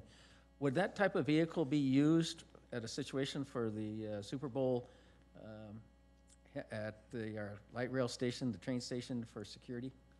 So I clearly, an ARV will be used for many ARVs. In fact, probably all of the ARVs in the region will be used for a Super Bowl. It is a tier 1 event that has a lot of both federal and state assets as far as law enforcement and threats. They will also be used for the FIFA events. Exactly how, probably not the best place to discuss, but I will say they also have a lot of value for other larger community events and gatherings. They have been used in other agencies for a vehicle barrier to stop a wayward vehicle that may be intending or accidentally moving into heavily populated areas. They are essentially the best mobile barrier around. Well, sort of a side note is that when President Obama came to Walmart, we used buses, VTA buses as a security. So would you say that would be a little stronger than a VTA bus barrier? But that's something to think about later on. They both have their application, I'm sure. A question also, there was some bullets that you put on your list. What's unique about those particular bullets? So different types of ammunition. So ammunition that's not carried day to day, or firearms that aren't carried day to day in our standard issue, that ammunition needs to be reported as well. So for example, there's the .308 caliber ammunition. Those are ammunitions that our snipers use in specific firearms. So that ammunition, because it's not general issue, has to be reported in AB 481. Okay. And in the spirit, did you realize that this is National Police Week? I did, yes. Okay, on behalf of the council or on by myself, I'd like to thank you and all your officers for doing such a great job for the city, being here to be fully transparent about the type of equipment we have and on your day-to-day work that you do for the community. So I thank you. You're welcome. Thank you. That didn't sound like a question. That sounded like a comment. We're not into comments yet. Thank you. Yes, happy National Police Week, as our fire chief is here too. Do we have any other questions? All right, if not, I'm going to open it up for public comment. Would any member of the public on the line or in person like to provide comment on this item? I see one raised hand, and that is Bruce England. So we'll give you 2 minutes, Bruce.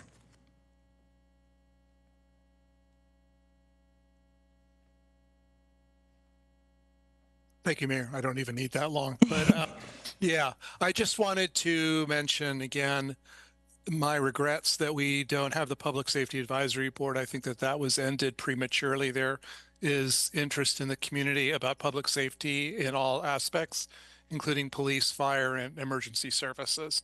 I do worry about what's going to happen when the larger earthquakes happen here, when we have the next big earthquake, that we're properly prepared, the public knows what to do. I have a feeling that they really don't.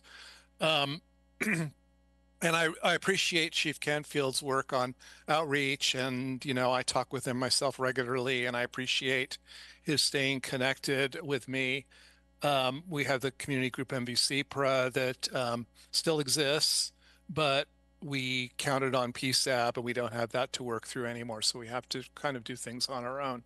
I think it's very important for the information that you're hearing tonight to be shared. It's great that it's being shared here at City Council, and any way that can happen, whether it's by reactivating PSAB or continuing reports at council or the community meetings that Mike holds with members of the community and with his particular interest groups. I think having all of those are great, and I encourage that. And I have no particular questions or concerns about the equipment that he described tonight. Thank you. Great, thank you. Our next virtual speaker is April Webster. Thank you. Just a quick comment and thought as I was listening to some of the details about drones, and I'm just thinking outside of the box and wondering if we could, maybe use drones as a cost-effective way to detect blocked bike lanes on Middlefield and El Camino Real, and I don't know, maybe use technology to automatically trigger tow dispatch or alerts. Thank you so much. That's all I wanted to share. Thank you.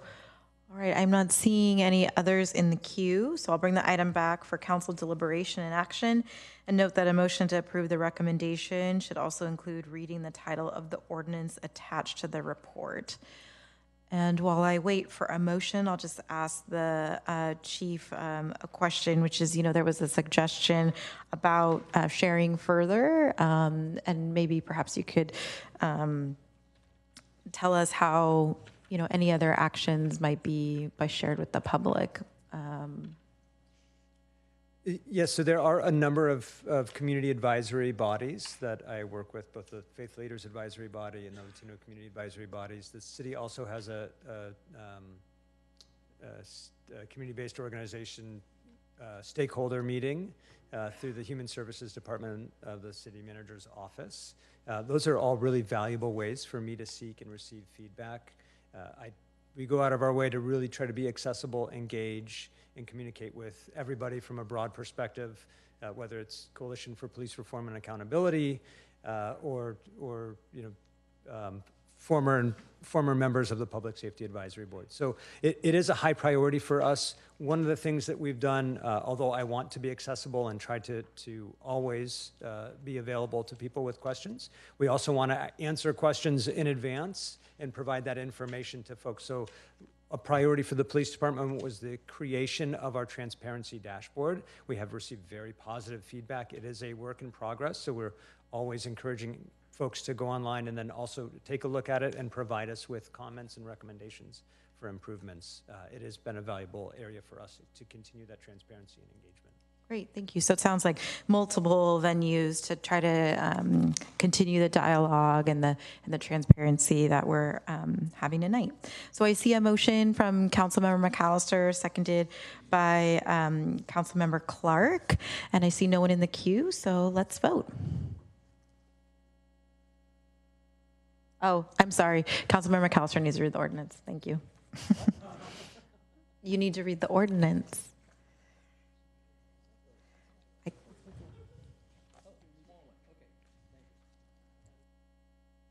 Yes, it's the title of the ordinance. Thank you. I will now talk about the ordinance. Introduce an ordinance of the City of Mountain View renewing approval of Mountain View Police Department's military equipment use policy, adopting updated military equipment use policy, and finding that this action is not subject to the California Environmental Quality Act, to be read in title only, further reading waived, and set a second reading for May 27, 2025.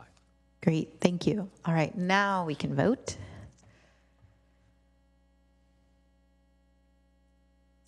All right, and that passes unanimously. Thank you to City Attorney Logue and Chief Canfield for the joint presentation. We'll move on to item 7, which is our public hearing. Item 7.1 is our federal fiscal year 2025 through 30 consolidated plan and fiscal year 2025 through 26 annual action plan. Housing Officer Alec Vibriel and Affordable Housing Manager Julie Bernard will present the item. If you'd like to speak on the item in person, please submit a blue speaker card to the Assistant City Clerk now. And we'll begin with the staff report.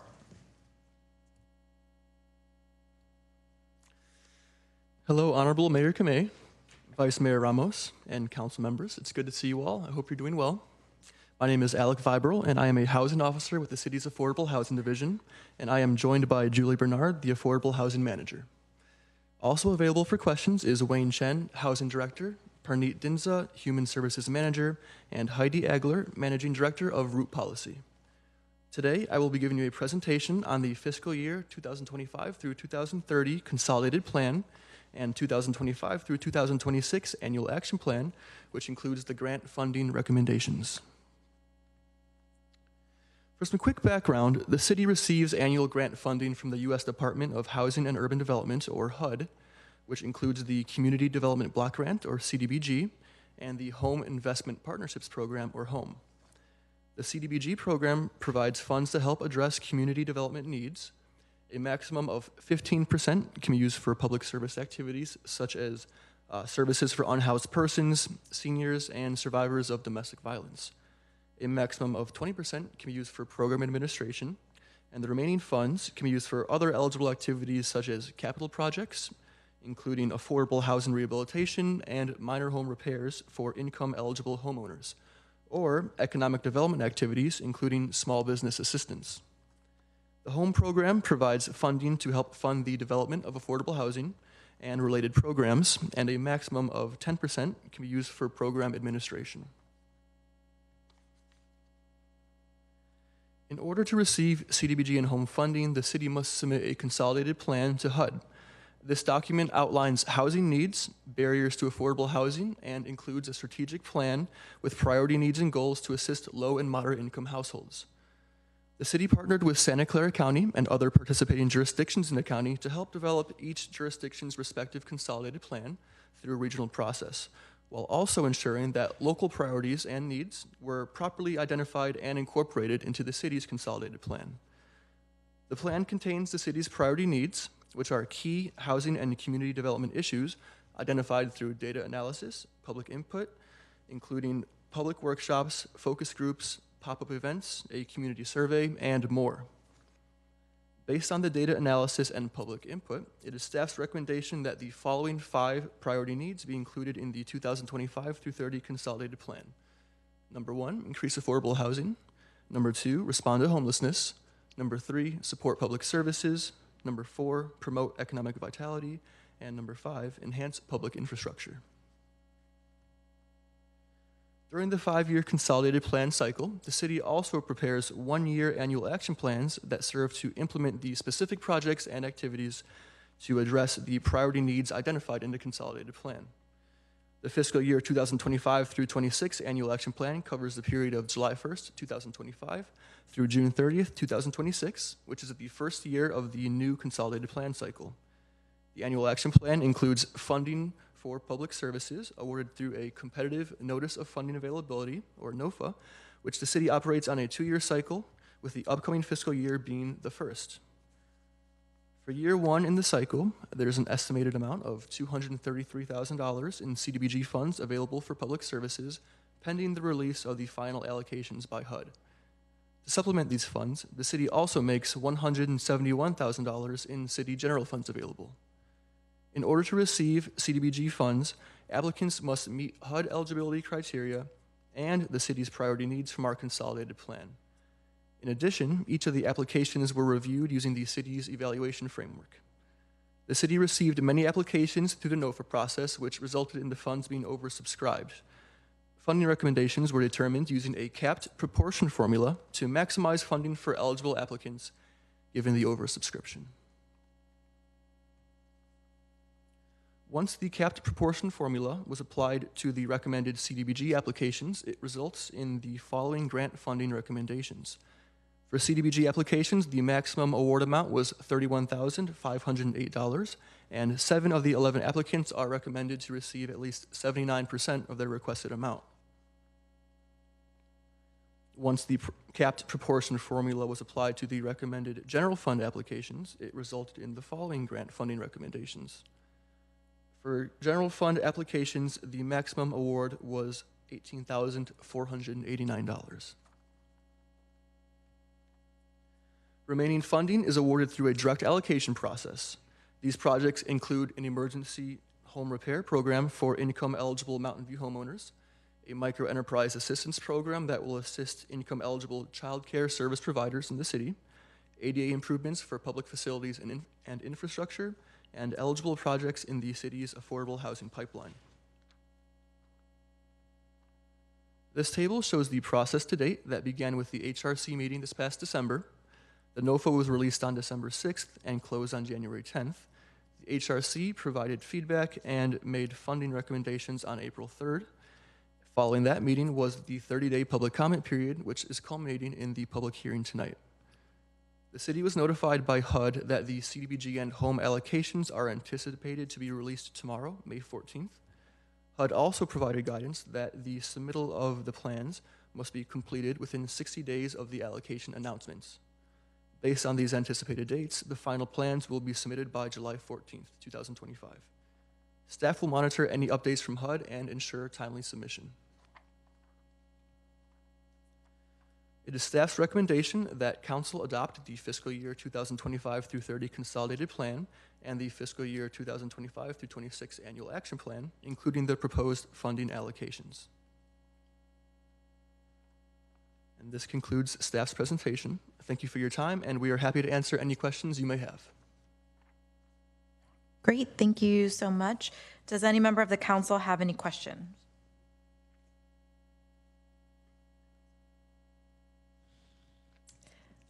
I'm going to guess Councilmember Ramirez.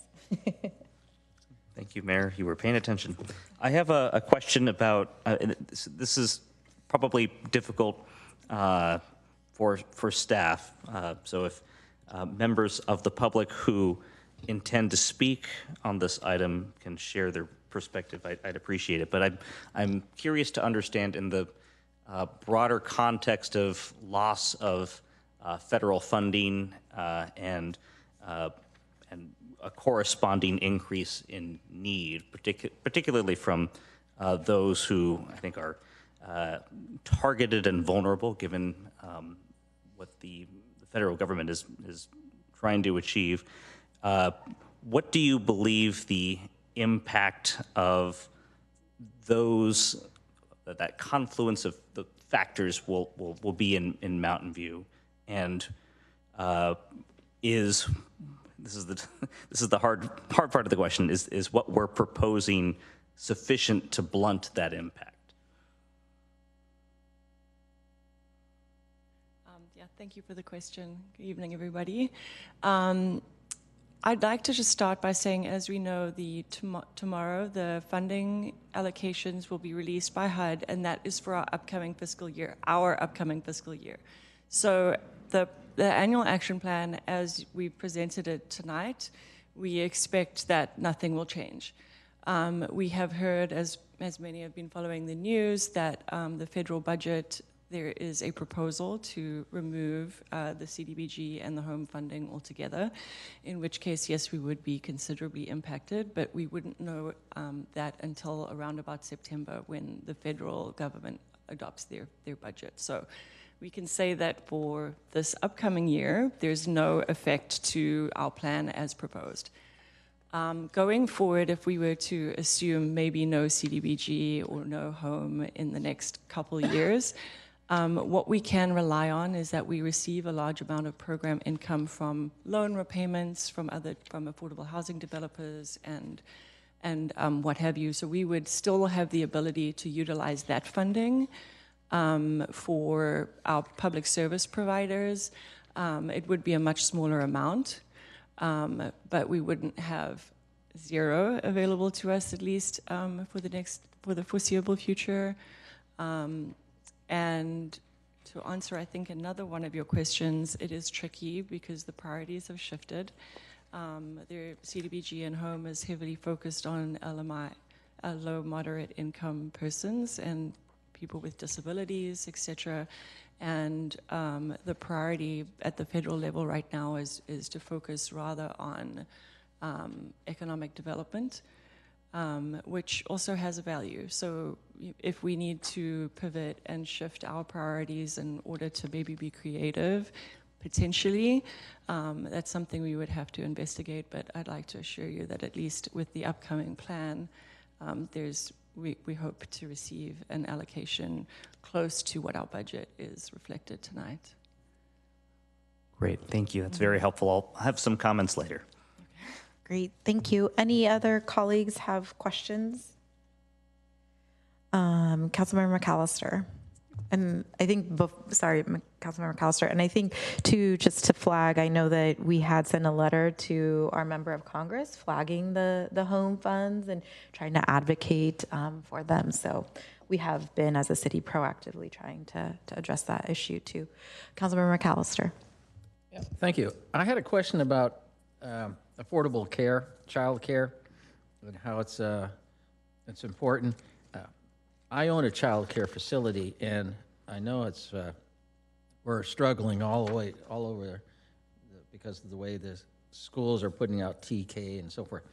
So what are you trying to resolve or help with child care? What's your approach on this? Yeah, so we are hoping to partner with an organization called Upwards for their Boost program.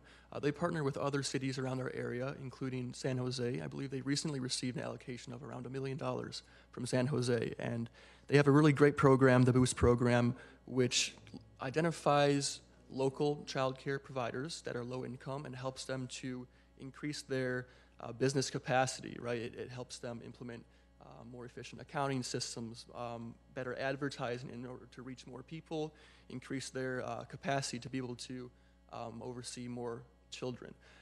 So it not only helps to increase the access of childcare for everyone in the city, but it also helps those low and moderate income childcare service business owners to expand their business and generate more income for themselves. Okay. Child care is very expensive to do because of all the licensing requirements, the land required for the space allocation. So are there many low income child providers out there? Yes, so we met with representatives from Upwards, and they have identified a number of these providers in the city.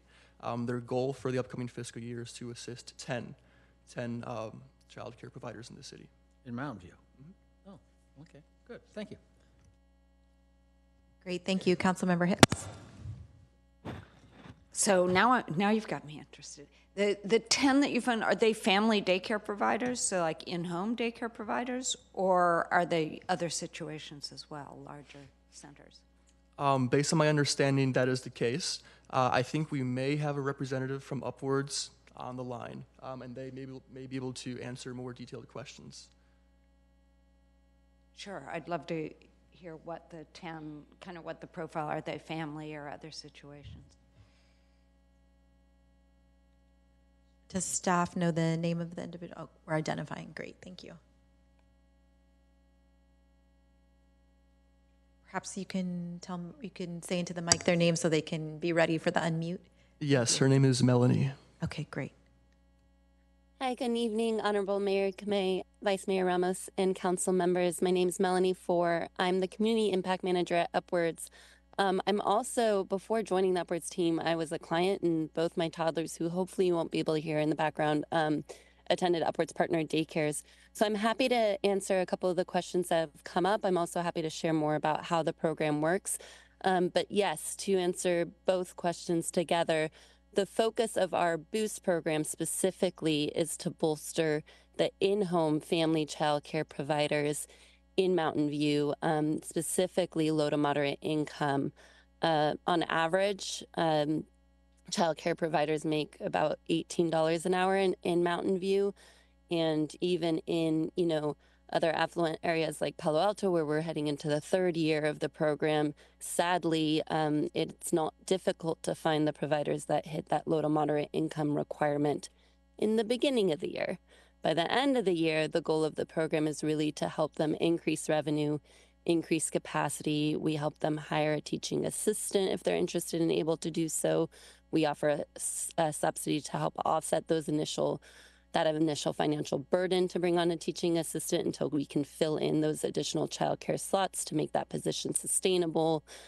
And really, the goal of the program is to provide these childcare providers with all of both the digital tools they need, but a really intensive year-long mentorship with the Boost team that has their own lived experience of running successful childcare facilities as well, so that they can be successful well after the program year of funding. I'll pause right there and see if there's any other questions. And again, I had a public comment prepared, but wanted to just jump in and answer those questions right off the bat. Great, thank you. Are there other questions? Yeah, no, I think that covers my question. Great, Thank you. Thank you. All right, any other colleagues have questions? All right, seeing no other hands, we can open it up to public comment. So we have some in-person and virtual. So we'll start with our in-person, and that is Georgia and then Tom. So we'll allow for 3 minutes. Welcome. Good evening. Georgia Basile. I'm the directing attorney of Senior Adults Legal Assistance, SALA.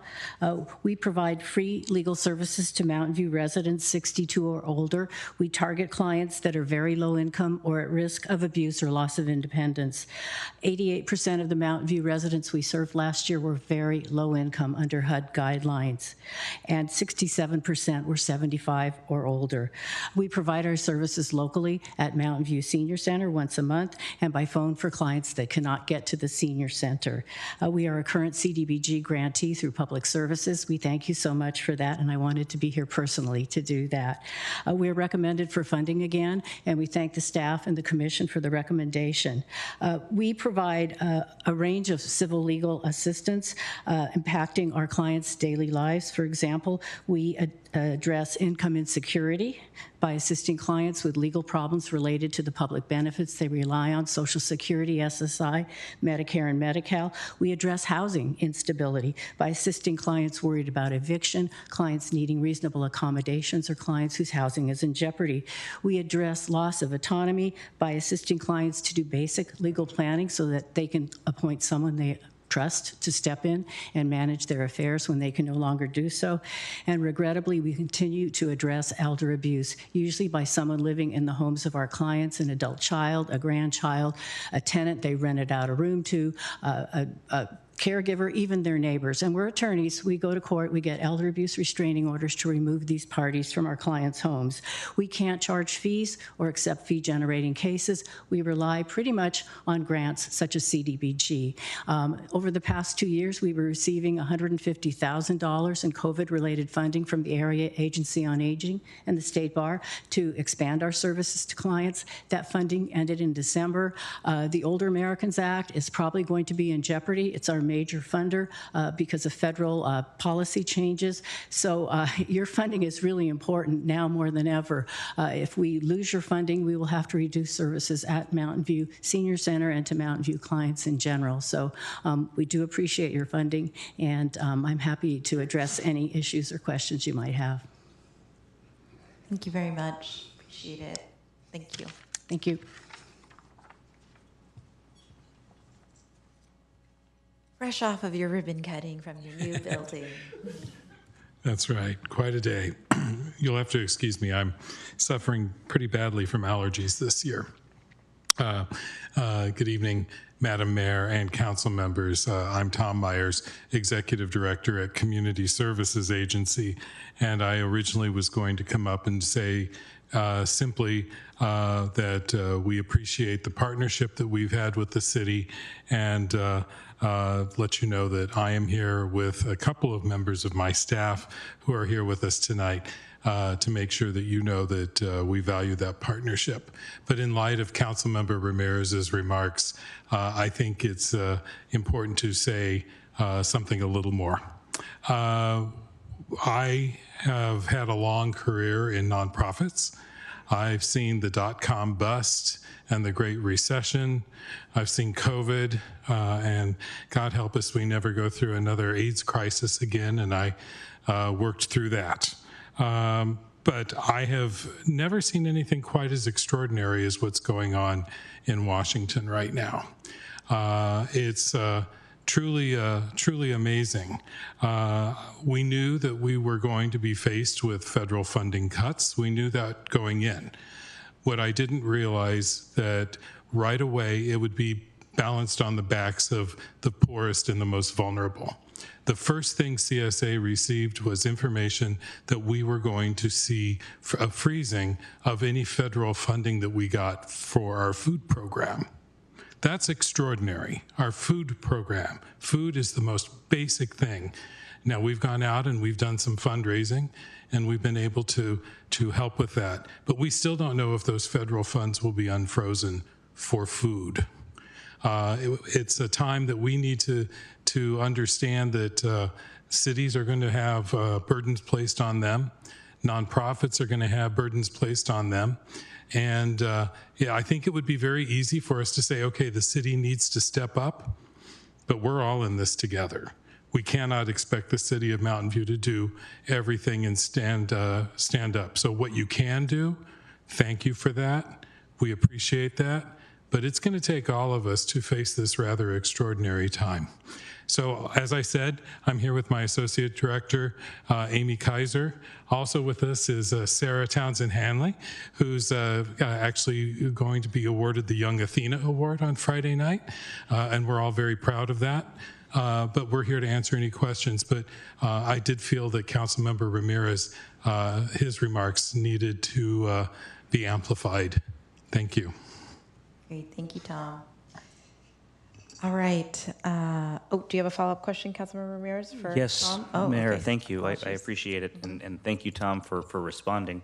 And the same question applies to every applicant, so I'd welcome a similar perspective from others. But I did want to ask you directly, and also of other applicants, I have heard anecdotally that it's getting harder to secure funding from philanthropic sources because of crackdowns on DEI and some of that type of effort and emphasis. And I'm curious to know if CSA is similarly subject to maybe a loss of source of funding from your typical donors because they're wary of supporting an agency that stands up for the most vulnerable in our community.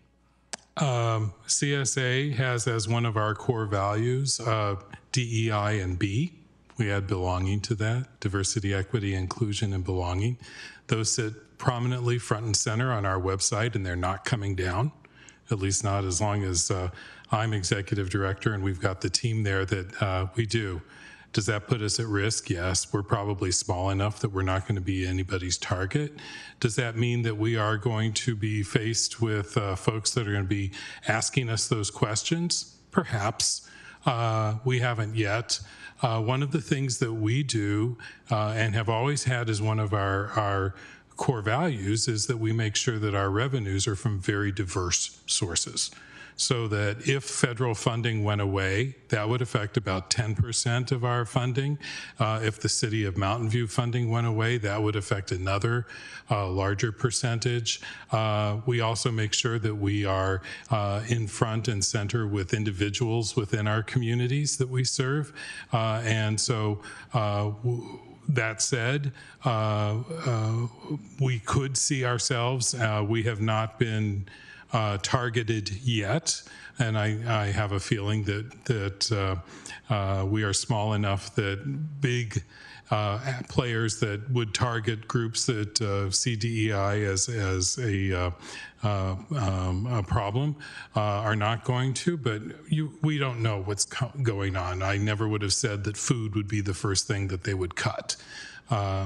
We're in extraordinary times, but it's not coming off of our website, and we're standing tall on that. Thank you, Tom, and thank you, Mayor. Yeah. Great, thank you. Our next public commenter is Melanie Four.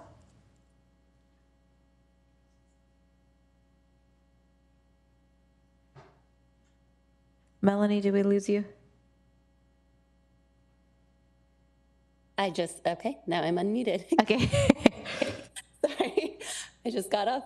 Thanking you again for giving me the chance to speak. I just wanted to add a few points and answer Councilmember Ramirez's question. I was recently invited to speak at the local Care Workers Council meeting in San Jose and actually met with child care providers from Mountain View. It was a countywide,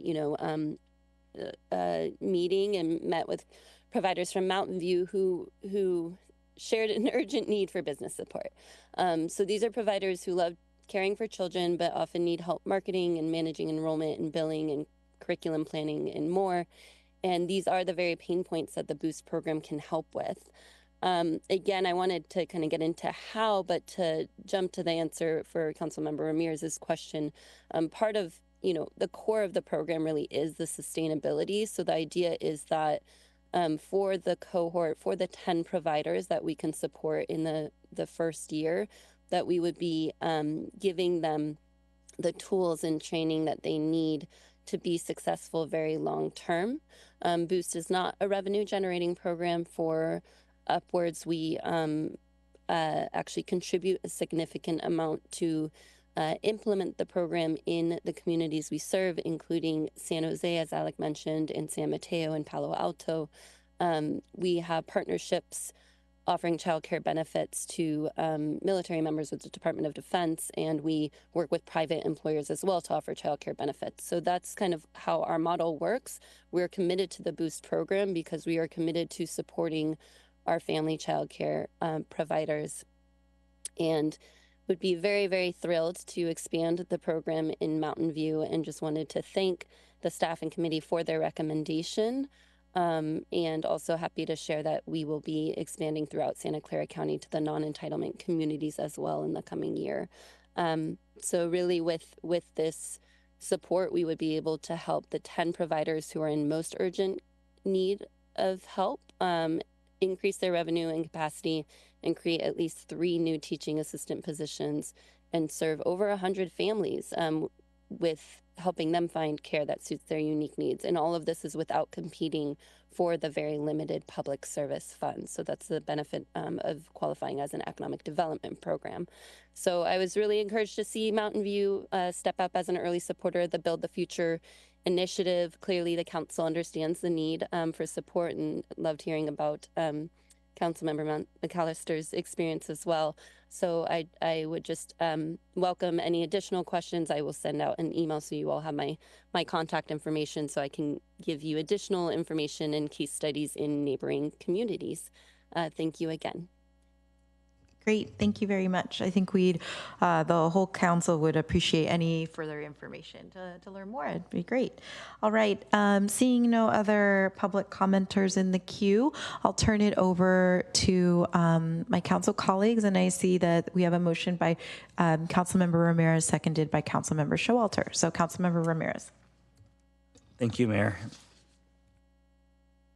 I'm happy to support the staff recommendation. I'm very grateful to both staff and all of the applicants for stepping up and providing this recommendation to the council. Ordinarily, this is something of a routine action. All of us are generally very happy to support this investment of federal funds and also general funding into programs that support low-income people and vulnerable people in our community. And it's not, I would imagine, I'll probably ask the city manager if she happens to know. I don't think it's typical for a city to invest a non-trivial amount of general fund money into these types of nonprofit organizations and agencies. So Mountain View, for years, for as long as I've been observing the council, has been a leader in making sure that we invite nonprofits to support folks in our community who are, I think, well served by those agencies that have been able to secure federal funding, but it's never enough. The need is great, and the amount of funding that is provided is never enough. I would suggest that as what is occurring at the federal level continues to unfold, that we start to think a little bit about opportunities to supplement what we've been able to provide. I know that's not an easy thing. We also have our own fiscal constraints, but the investment at this level, I think, will pay dividends down the road. If we help folks who are on the edge in a precarious situation at this point, then we might help prevent them from falling into homelessness, where it's much more challenging and much more expensive to help get folks back into a stable, permanent living environment, for instance, or for folks who, for young people in the community, for instance, who might be struggling academically. Some of these programs might help them, keep them engaged and keep them in school, and then not have to deal with more challenging situations later in life. So I'm very grateful for everyone who came tonight and spoke and answered my question. But I think it's right now, this is excellent, and I'm proud to support it, but I do think we need to start thinking over the next several years about how we can appropriately, sustainably increase general fund support for many of these organizations, and then prioritize that funding to ensure that we're keeping folks who are in a precarious state out of homelessness and out of more desperate situations. Thank you. Great, thank you. All right, and we have a motion on the floor, so seeing no others in the queue, we can vote. And as we vote, just thank you to our community partners who joined us in person and virtually, and thank you for all the hard work that you do, and that the city commits ourselves to being in the fight with all of you. So that passes unanimously. City Manager McCarthy. Thank you, Mayor. And just to add on to what Councilmember Ramirez just spoke about, a reminder that we are doing the Community for All grants. So Council took a great step in authorizing $100,000 that staff is going to work on to help nonprofits or various organizations navigate through these uncertain times. So that's also underway. So that's another great step. Great, thank you. Thank you for that important reminder. So as we transition to item 8, we're just going to take a quick 5-minute break for council, and we'll see you back here at 8:55.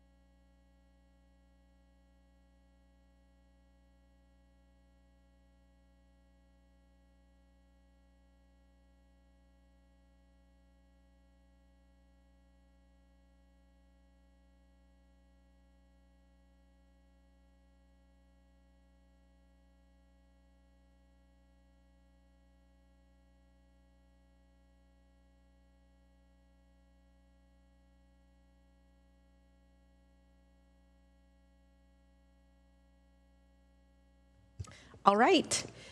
We have fixed the presentation, so we'll move on to item 8, unfinished business. Item 8.1 is our recommended fiscal year 2025 through 26 through fiscal year 2029-30 capital improvement program. Public Works Director Jennifer Ng and Assistant Public Works Director Ed Arango will present the item. If you'd like to speak on this item in person, please submit a blue speaker card to the Assistant City Clerk now.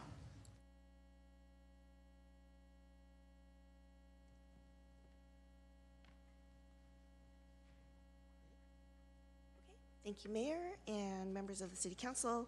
Again, Jennifer Ng, Director of Public Works. Next to me on my left, Ed Arango, Assistant Public Works Director and City Engineer. And we'll be discussing the 5-year FY 25-26 through FY 29-30 CIP. So this year, fix my mic here.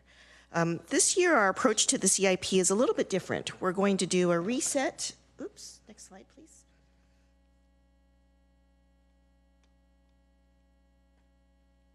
Thank you. We're going to do a reset and take a more strategic approach to the development of the 5-year CIP. My focus for this time is making sure that projects in the first year are funded and that staff resources are available to start the projects in the fiscal year they're identified. And this way, we're going to be pushing an emphasis on project delivery.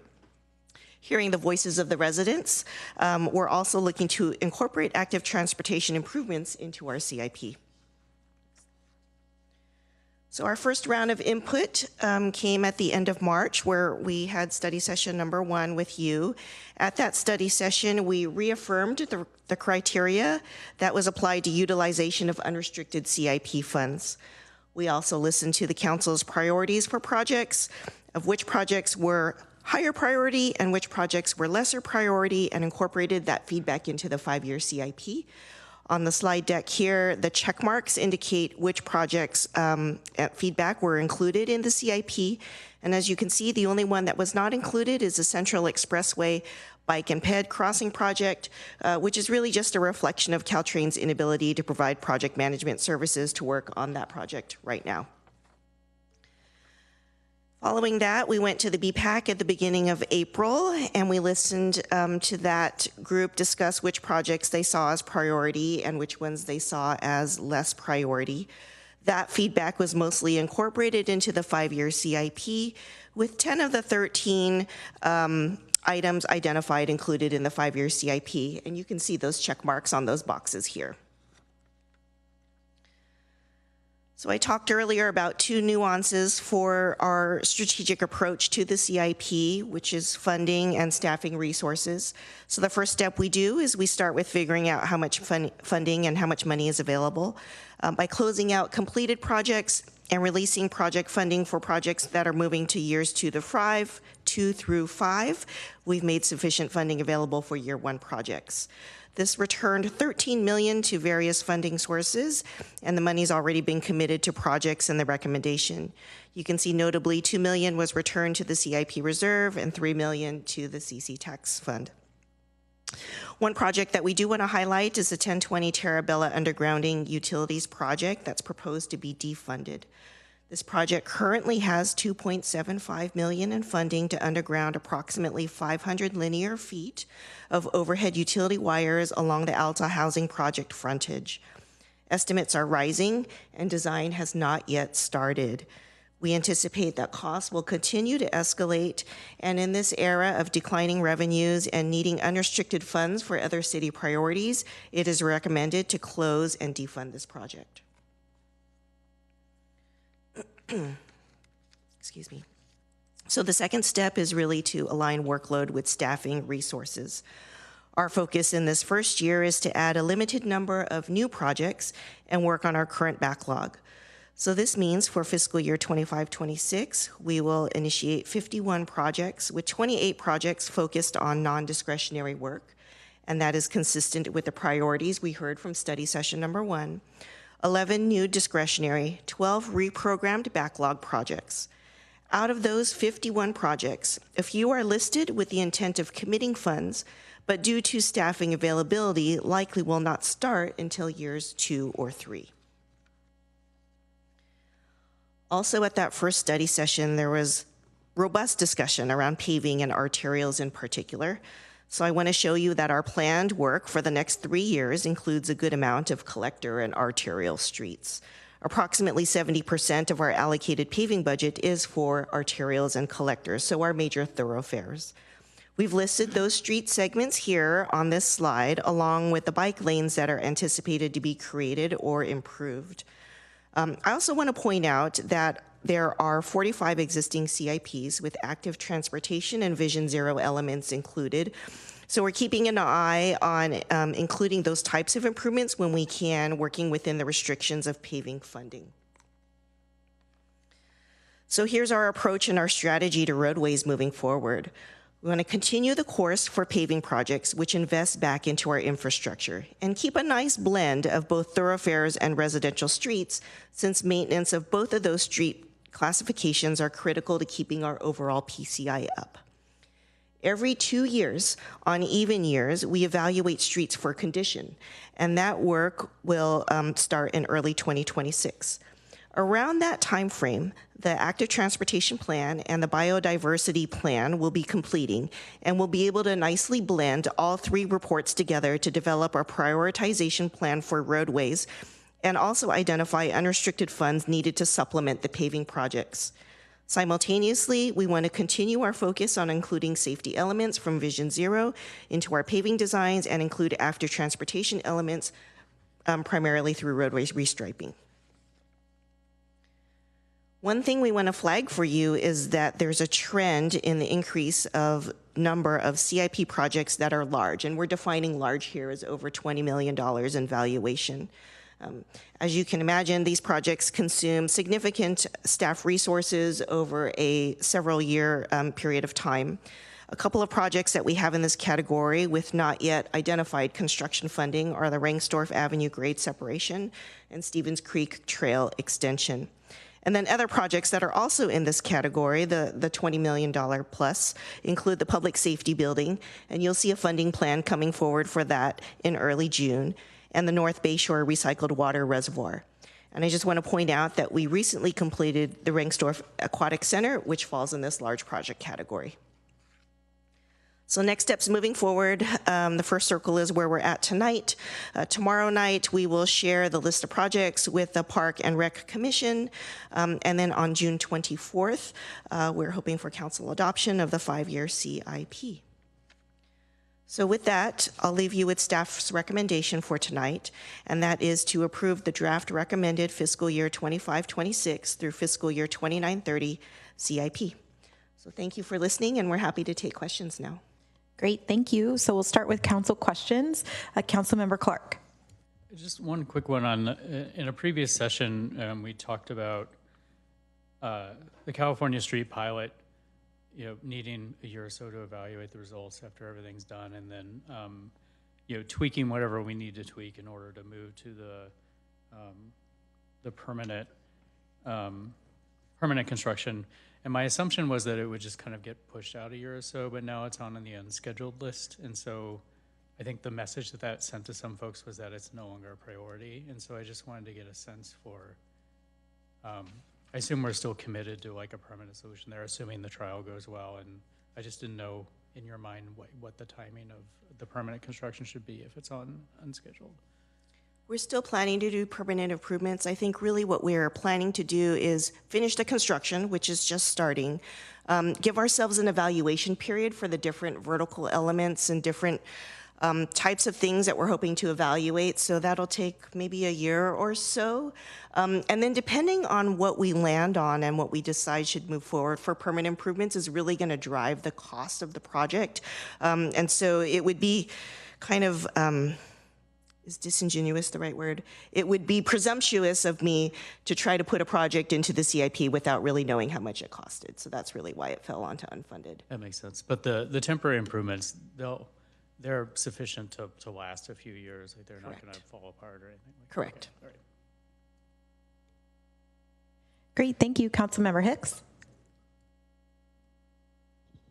Yeah, so my question is, I guess it's one big question here.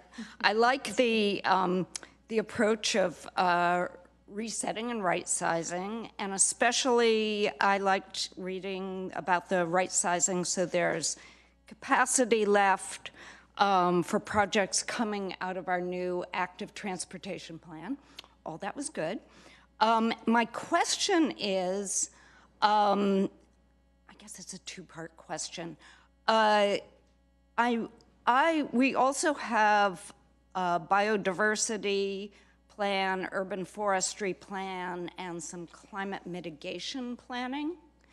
All three of those, I mean, climate mitigation, a lot of it is trees. Actually, for all three, a lot of them are trees and green elements. So when I hear about the leaving space for active transportation, it seems like it's not the green elements. Correct me if I'm wrong.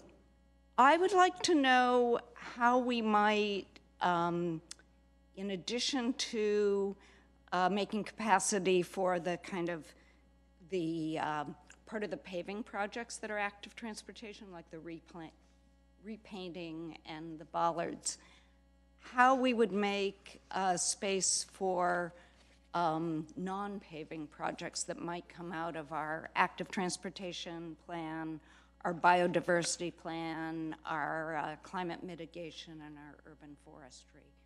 Where will we make space for those, and where can we find funding? Sure. So really when I say we're including active transportation elements as part of paving, it's because really our paving money at this point is restricted to what we can do between our curbs. And so the easy and foundational active transportation elements that we can include as part of paving projects generally are striping, maybe some vertical elements to delineate bike lanes, crosswalks, things of those nature, right? When we get to beyond the curb, when we're talking about green elements, like living elements, that's typically not covered by paving plans and paving money.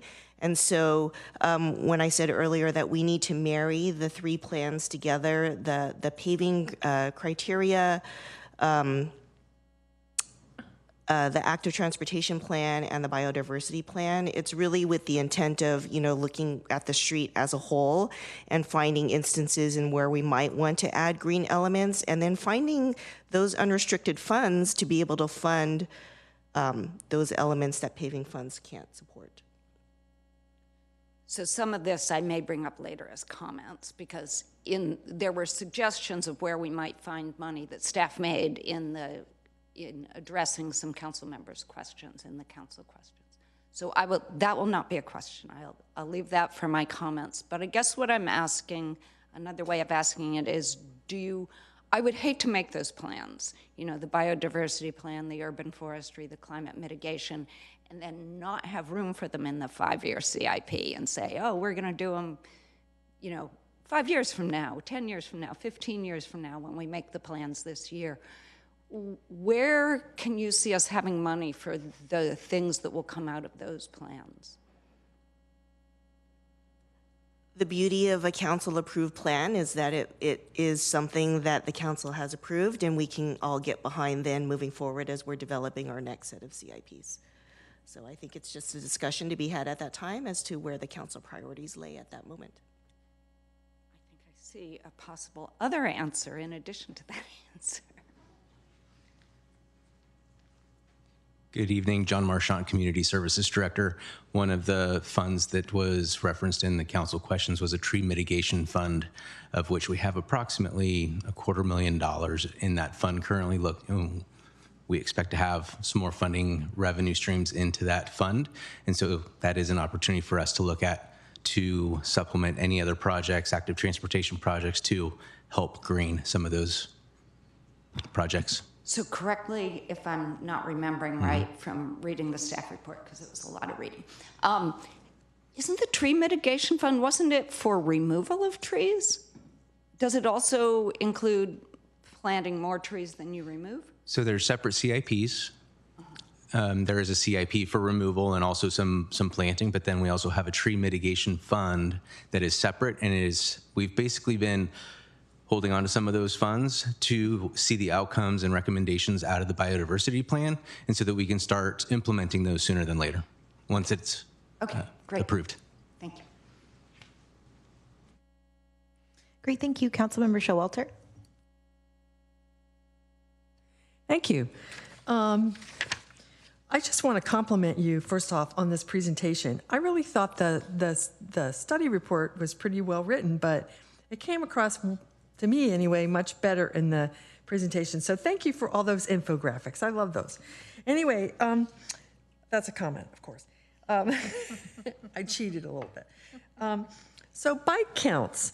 One of the things that's mentioned here is a bike count projects, and it doesn't seem to get a lot of priority. And I wondered, how are bike counts useful and how are they difficult to do? I mean, sort of where do they fit in the picture of us deciding how to put together our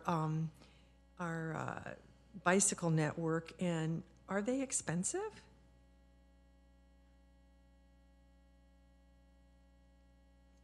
So counts in general, whether they're for cars or vehicles or pedestrians, are not super expensive. I'm not sure if you're referring to the bike count project that was listed on the BPAC. Yeah, so that was one of their priorities. That project was to install permanent bike counters throughout the city. Right now, we do bike counts on an as-needed basis, depending on what type of project we're doing or how we're affecting the roadway geometry, or whether we're trying to install a new bike facility will dictate whether or not we take bike counts or not, as well as how old our current bike counts are. Okay, but if we were to put in these automatic ones, then we'd sort of keep a better running tab of how much our bike lanes were used, I guess. We would be able to start gathering data for trends, yes. Okay, thank you. All right. And then I was going to ask the question that Councilmember Clark asked about the pilot project for California Street, and I appreciate the answer to that. So basically, you can't really put, until you've done the pilot project, you don't really know what the permanent outcome is going to be, so you don't know what okay, that makes perfect sense. Then one of the things that is on the unscheduled list is the construction of the Stevens Creek Trail extension. And I was wondering if putting it on the unscheduled list has a deleterious effect of applying for grants, because you can't, or what would be the impact of that? Would there be an impact? Because I know, or I hope, we'll get quite a bit of money from grants. Thank you for the question. Ed Arango, Assistant Public Works Director. There would be no impact.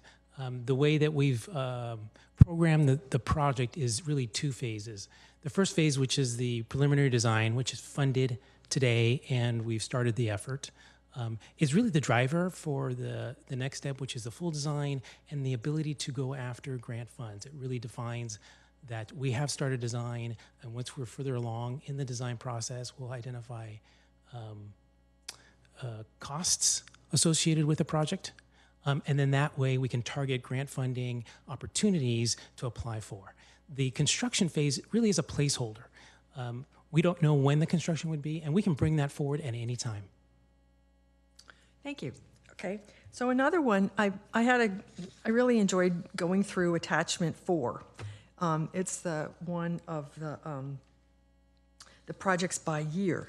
And when I got to, I think, not page 29, but close to page 29, it dawned on me that it seemed like in every grouping, the first 3 pages were pretty much the same, which is basically to say that we have jobs that need to be done on an annual basis that are repetitious. So I just wanted to share that with everybody because it took me a long time to figure it out, and I wanted to confirm that is in case that's the case. Okay, so one of the things that I found hopeful, and I wanted to confirm this with you, is the project called Forestry Maintenance Program and Street Tree Replanting, which shows up, I'm sure our Community Services Development is developer, and John Marchand is very familiar with this.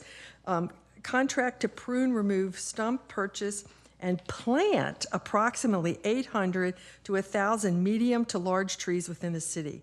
This is there every year, right? So that's my question. This is there every year. And is this potentially what would be used to marry our greening of our streets, our infrastructure, along with our paving projects? Good evening once again. Thank you for the question. So that CIP is used for, as it states, multiple factors. Part of that is going back through and removing some of the stumps that have been left behind from previous pruning or tree removals. Also to complete tree removals during or trimming during emergencies. That's where we've seen a huge increase in costs over the last couple of years, is just emergency during storms and being able to come through and making sure the community is safe and providing access when limbs come down and otherwise. And then there's also funds available to plant those trees. And yes, that's an annual basis. We have had some staffing resources. So we had some staffing vacancies over the last few years. So we're looking to rebound from not quite meeting those tree counts as we move forward, and also be able to utilize the funds to help support the transportation projects. Yes. Is this something we also do with canopy, or is that completely separate? So it's in conjunction with canopy. Yes. Okay. Not all of it. Certain planting projects. And do fall from roughly that. how many trees do we have in the city? I can't remember. It's thousands, but I don't. Tens of thousands. Yes. Tens of thousands. Okay. All right. So 1,000 trees is not a very huge percentage of our canopy to increase on an annual basis, but it's a lot of trees. It is a lot of trees, and that includes trees that are that we give away during the free tree giveaway each year as part of Arbor Day. Yes. But anyway, it's a place where we could have this, this marriage between the two things. Okay. Correct. Okay.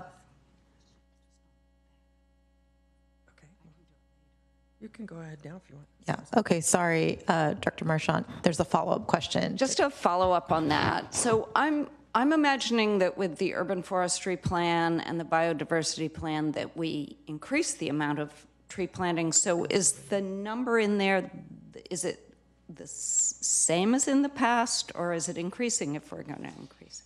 So sometimes we seem to be getting ahead of ourselves in the dialogue with biodiversity and urban forest plan. So I probably am. I'm sorry. We would like to come to you first.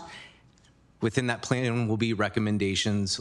Review those recommendations, and then we'll be able to move forward with some new updated standards or tree counts as part of review of that project. And so yeah, that is what I'm confused at. So we can increase the dollar amount at that point, you're saying? There will be some recommendations through the plan that I think will be helpful. We haven't seen the entire document yet, but anticipating some of those recommendations, parts of the city that we are tree deficit, so that we can look at locations that have been identified for future planting. Okay, yeah, I think that's what so we're not hampered by the current CIP decision. We can do it at that time. Thank you so much. Yeah. Okay, just two more. Shoreline, the Shoreline 101 bike ped bridge. I just wondered how likely that is to be constructed in the next few years, given the sort of the dip in development out in the North Bay Shore, and why that's is that you think that's a likely project, or do we already have a lot of money for it, or where is that?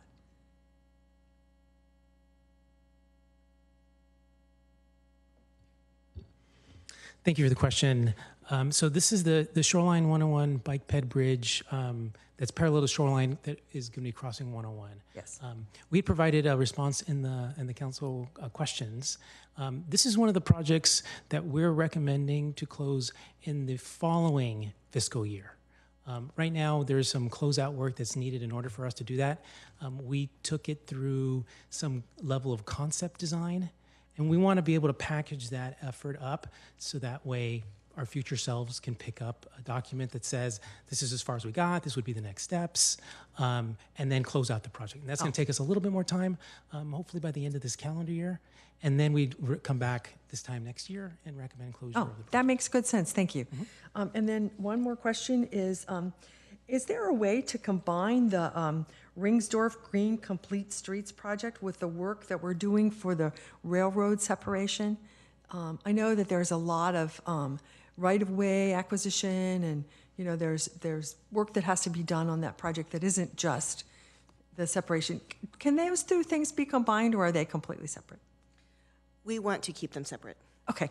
Yeah. Once Caltrain is involved, we want to keep them separate. Great, thank you. Okay, Councilmember Ramirez. Thank you, Mayor. I have follow-up questions related to the Shoreline 101 bridge. So, or maybe it's a broader question about what gets included in the 5-year CIP and what ongoing work doesn't get included. So we're about to. It sounds like we're about to close the bike ped bridge over 101, project 16-60, but we don't include, for instance, where is it, the Caltrain electrification project, which is ongoing. It's near complete, but it hasn't been closed yet. It's not going to be closed this fiscal year. So I'm having trouble understanding why they feel like comparable projects insofar as they're sort of they're not, there's not a lot of significant work remaining, but one is in the 5-year CIP in year one and one is not. It's just an active project. So what's the difference, and why do we include the bike ped bridge over 101?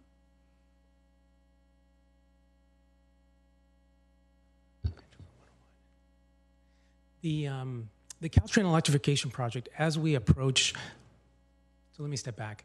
The way the staff approaches closing projects, it's evaluating the status of the project as we're nearing the end of the fiscal year. So we're tracking projects and we expect we can close them, but sometimes additional work is needed and we're just not quite ready because there's a hard closure on June 30th once we close it. July 1st, that project no longer exists. So the Caltrain electrification project fell in the category of we thought we could actually close it this fiscal year. And we're finding out now that it's likely not going to be able to get done. We're just going to need the summer to get it through. And we didn't put it in the year one because we're just so close to closing the project. But again, we're not planning on doing any more work.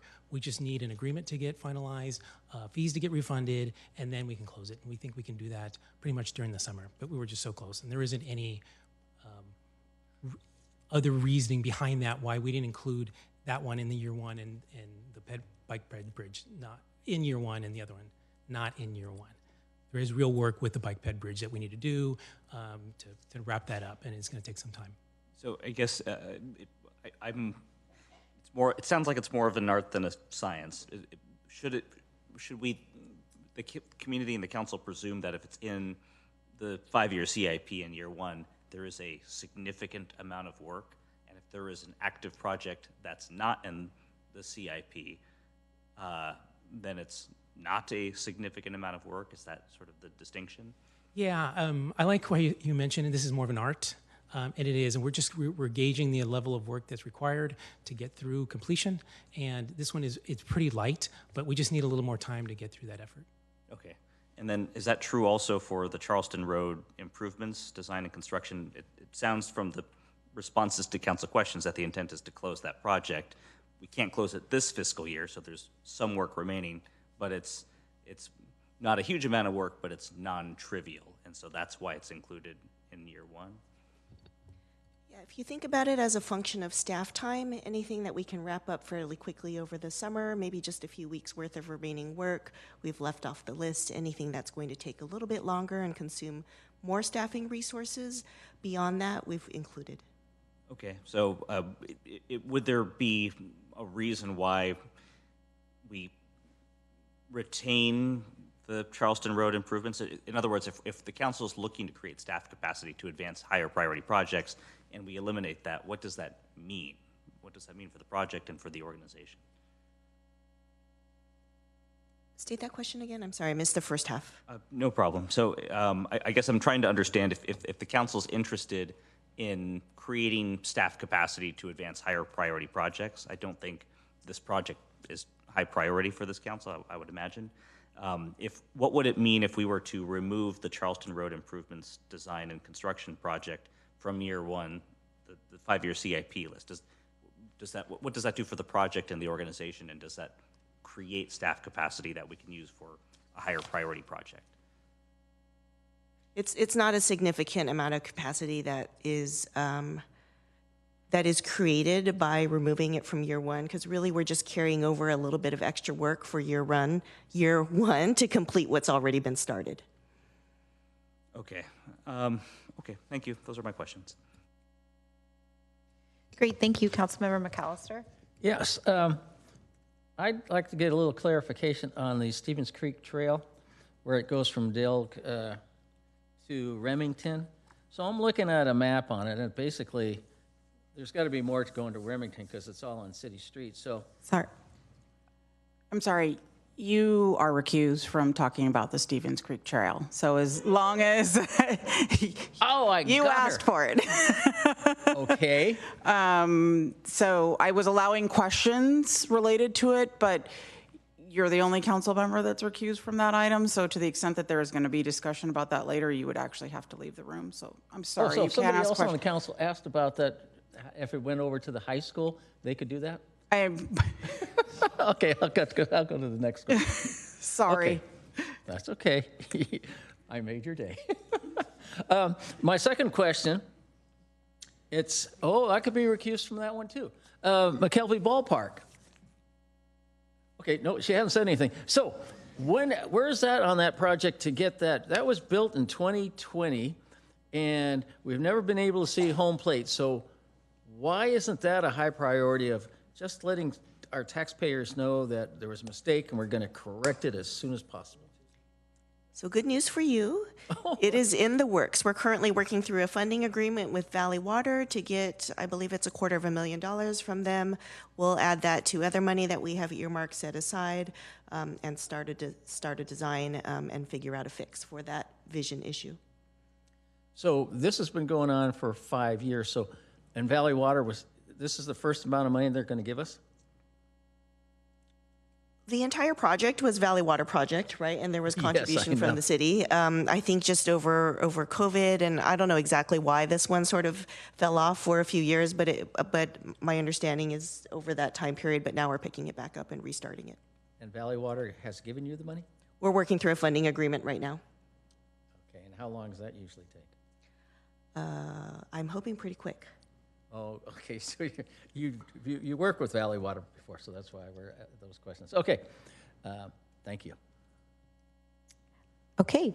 Do any other colleagues have questions? All right, so we will open things up to public comment. So we'll take in-person first, and then we'll move on to virtual. I think we'll just stick with our 2 minutes that we've been doing tonight. And we have April Webster, then Celia Paymer, and then we'll move on to virtual unless there's any other individual who'd like to speak in person. So April, and then Celia.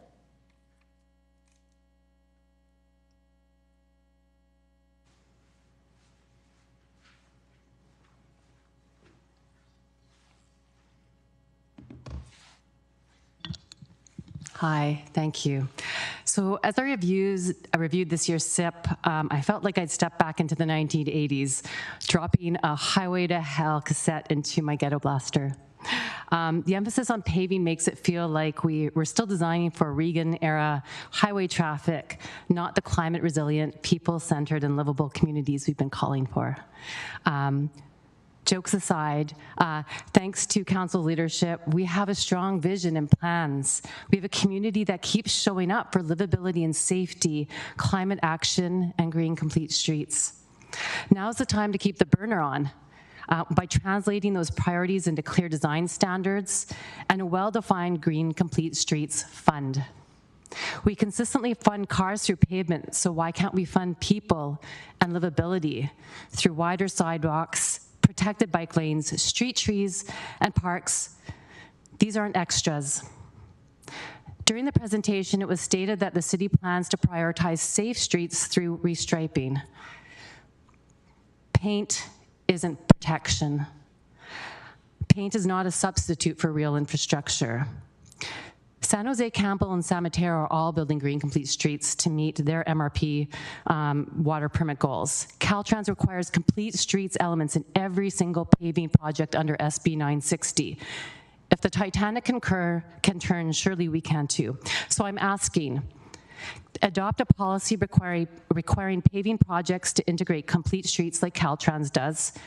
Incorporate our own policy in our general plan to evaluate streets for green infrastructure. Restore the green designation for California complete streets and upgrade others like Middlefield and Moffett. Invest in staff training and create a green complete streets fund to ensure we can build what we planned. Thank you. Thank you.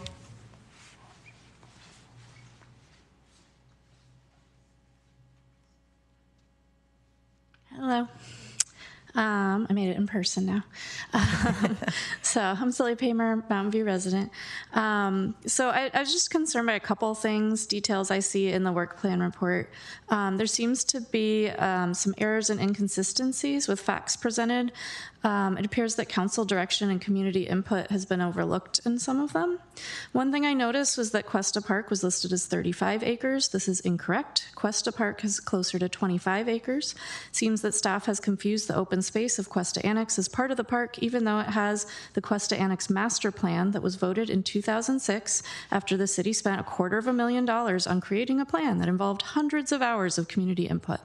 The park and the annex have their own distinct plans and should not be confused. This is why it was also appalling that staff included the recommendation of a pickleball court in the annex in their work plan memo. Why do we spend millions of dollars creating master plans that council votes to approve built on community input if we are going to just ignore them on a whim? I am also once again concerned that green has been removed from the title of the California Complete Streets project, even though it was a major emphasis given by community members during the pilot project design and unanimously approved by council. The green elements were deferred from the pilot project, but the community was told they would be in the permanent project. Why are project titles being changed without a vote by council to indicate a desire for the project scope change? Finally, I'm extremely concerned that the unrestricted fund priorities puts the PCI as an assumed priority. Visually, it appears to be an even higher priority than all the council priorities from the work plan. Why was the PCI brought to council as an option to put on the work plan if staff is planning to prioritize it with or without council approval as a priority? Finally, as public safety is listed as the first priority on the unrestricted funds list, I really look forward to seeing all the bike and pedestrian safety projects move to the front of the project list, as we are saddened and tired. Thank you. Thank you. Any other in-person public comment? All right, not seeing any, we'll move on to virtual. We have Cliff Chambers, followed by Bruce England, followed by Jesse Cupp. Hello, Cliff. Hi, Cliff Chambers, resident of Mountain View. First, I'm really pleased and 100% support the effort for having a year one CIP that can actually be completed, funded, and actually delivered. Like many others, when I first read the staff report, I really didn't feel like there was a really balanced approach that both the council and the community wanted to put forward. But after reading the response to questions, council questions, and the dialogue that we've heard today, I feel like our new public works director is really making strides to meet community needs, and particularly on greening of our infrastructure. I have 3 suggestions. First is I really like the revised table 2 and the response to questions. I really feel we need to link paving projects to active transportation and really adopt a green street policy that allows us to put things forward so that we have a win-win situation, new paving, but also active transportation projects. I agree in terms of the California Street project, but you can put it as a placeholder in year 2 for design and year 3 for construction of the California Street. And really, I do believe it should be the California Green Complete Streets. And finally, I'd really like to have the Terrebonne Bikeway replaced with the Rangsdorf Green Complete Street in year 1. I really feel that Rangsdorf is a real priority and should really receive treatment, and I hope that the council agrees with me. Thank you. Thank you.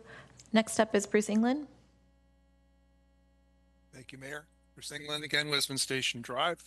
I've personally been hearing quite a bit in the last week or so through my community networks on this agenda item. And in short, the interest I'm hearing is focused primarily on moving city project emphasis from increased hardscape to more work on greening our city, such as increasing tree canopy, de-paving, and incorporating green complete streets as much as possible.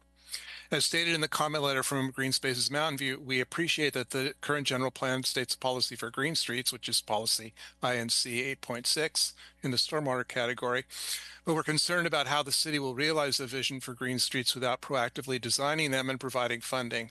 And it's clear to us the city should start working on the new general plan update soon in order to hit a 2030 target date and to incorporate new concepts the community's been asking for and emphasizing since the current plan adoption in 2012. In addition to points we made in our Green Spaces letter, we are well aware that many others in the community share our concerns, as well as those from you on council, but we'd like to be more confident that city staff and the consultants are hearing and responding to what we're saying. We would like to see our community values and priorities reflected adequately in the CIP planning. As you know, Mountain View is a special place, and it's community input that helps ensure it will remain so. Thank you.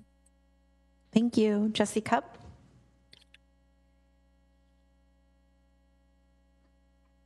Hello. Yeah, thanks for your time. I generally support the direction things are moving in. I think I'm happy with the direction the city's going. I just want to reiterate support for a couple of things. So I support improved and safer crosswalks in general across the city, creating more pocket parks and linear parks, building paseos and bike pedestrian paths, just all kinds of active transportation tools generally and infrastructure. These initiatives would help encourage zero carbon transportation. I also support more bike and pedestrian bridges like the Shoreline 101 bridge.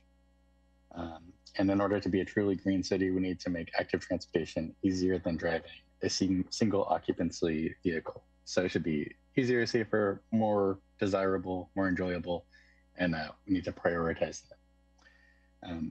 To meet city traffic goals, especially in North Bay Shore, we need more protected bike lanes. Specifically, we need protected bike lanes on Rangsdorf and Shoreline, and on San Antonio to a lesser extent, as some stretches of those roads have some bike lanes and some don't, but those painted bike lanes aren't protecting anybody. And I think you see that reflected in the number of people willing to ride their bikes there, especially when there's heavy traffic. It feels pretty dangerous. So I think once we get protected bike lanes in there, you're going to see some reduction in traffic, more people biking to work, and just safer streets in general. And that's what we need. So thank you for your time. Thank you. Next up is James Kuzmal. Good evening. James Kuzmal speaking for myself. I appreciate some of the improvements that the CIP has, I think, experienced since it was first presented. I wanted to say I do hope that when we're doing these paving projects that happen to include some active transportation improvements, that we make sure that we actually do those and emphasize that now, as the Director of Public Works was mentioning, that if that can include things like vertical elements for some actual physical protection of bike lanes, that will be exceptionally valuable for improving safety. But I do want to make sure we actually capture that and don't forget about it when we go to do the projects. And in terms of general priorities, when looking at trade-offs between projects, I hope that the city is looking for prioritizing safety, basically making sure that if every $100,000 or $1 million you're spending is going towards making it so that fewer people will be dying on our streets over the next few years. To that end, I will say when I look at trade-offs between projects, things like the more permanent conclusion of the California Street improvements are probably actually lower priority than things like making any improvements happen to Rainstorf faster. The pilot project that we're constructing on California Street right now will improve safety meaningfully. And there may be some low-hanging fruit still remaining after that, but more substantial expenditures may make sense to do after we have been able to do the low-hanging fruit on other high-injury and high-traffic corridors like Rainstorf. Thank you. Thank you. Renee?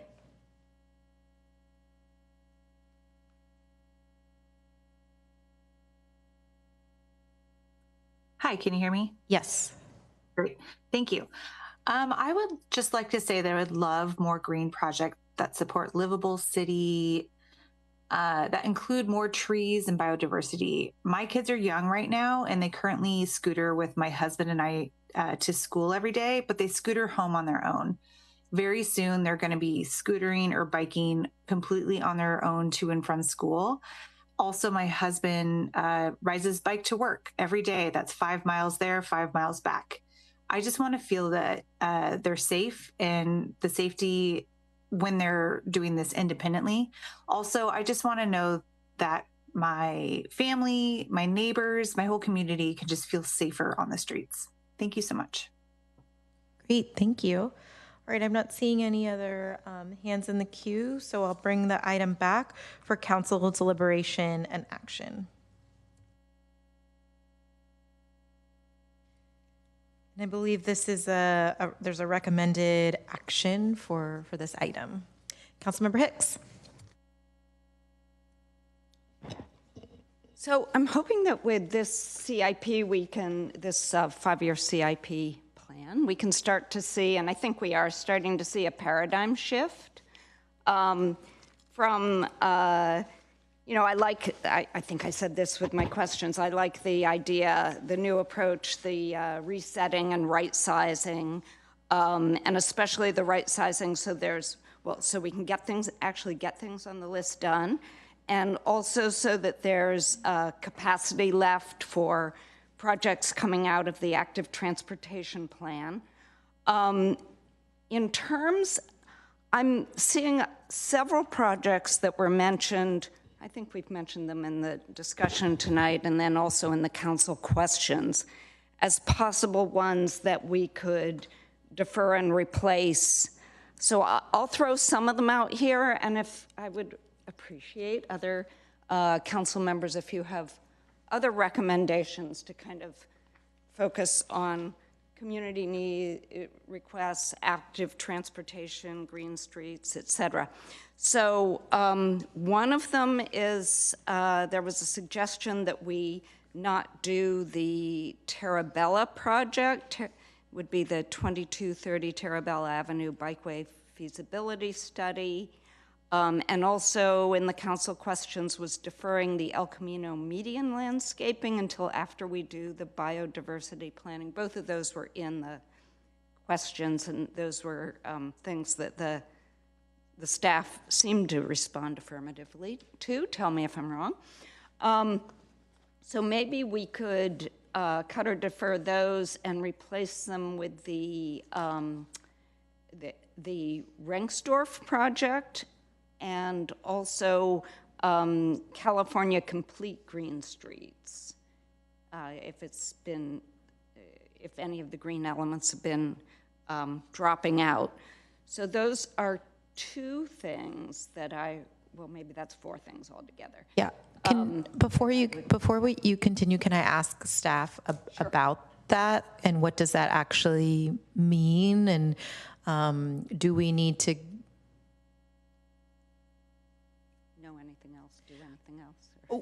Well, I don't have a motion yet, but I'm hearing, so thank you, Councilmember McAllister.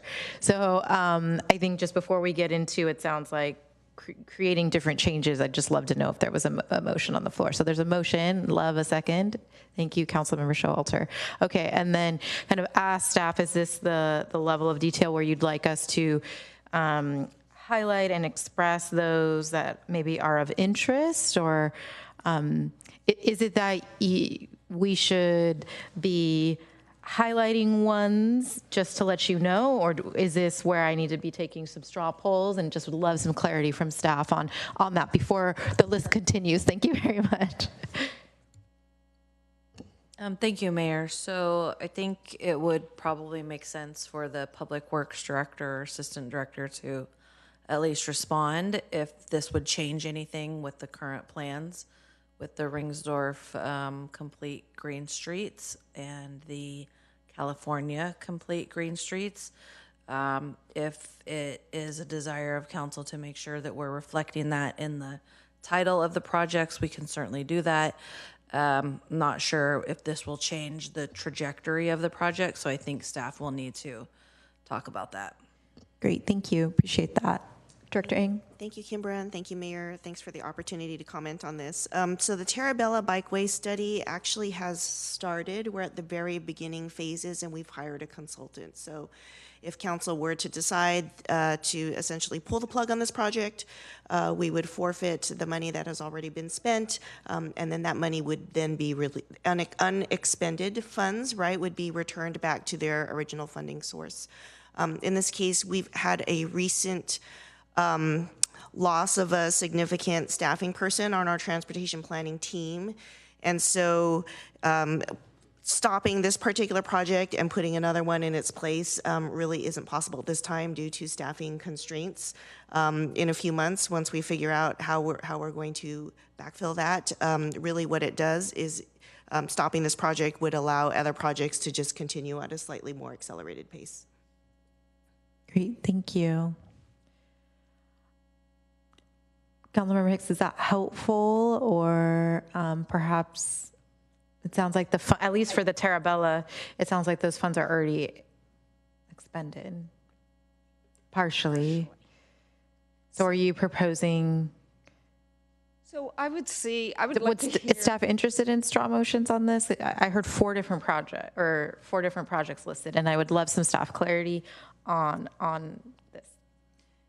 So if there is going to be some moving around, then we're going to definitely need some straw polls. But I also need to ask staff to assist me. I have a list here of potential projects where there's conflicts, yes, but I only have short titles. So if you're hearing a project, I'm looking at Ed, where there's a conflict, I need you to let me know if I miss it, because people are going to have to start leaving the room if you start moving things around and pulling items. Mayor, I'd like to make a suggestion. Yeah. So perhaps council members can indicate which projects they would like to talk about first. Okay. And then that way the city attorney can determine if anyone is conflicted out and needs to leave. Then we can talk about those individual projects. Okay. And then otherwise, staff will then need to respond if there are certain projects that will or won't make a difference. Thank you. Okay. So, Councilmember Hicks, I heard Terabella, given the staff response, is that still of interest for you to discuss? Yes. Okay. Then El Camino Real landscaping? Yes. And then? Rangsdorf, do you have the complete title? Yeah, what's the complete? I was trying to look it up on the project attachment list. Is there a number or something to help assist me?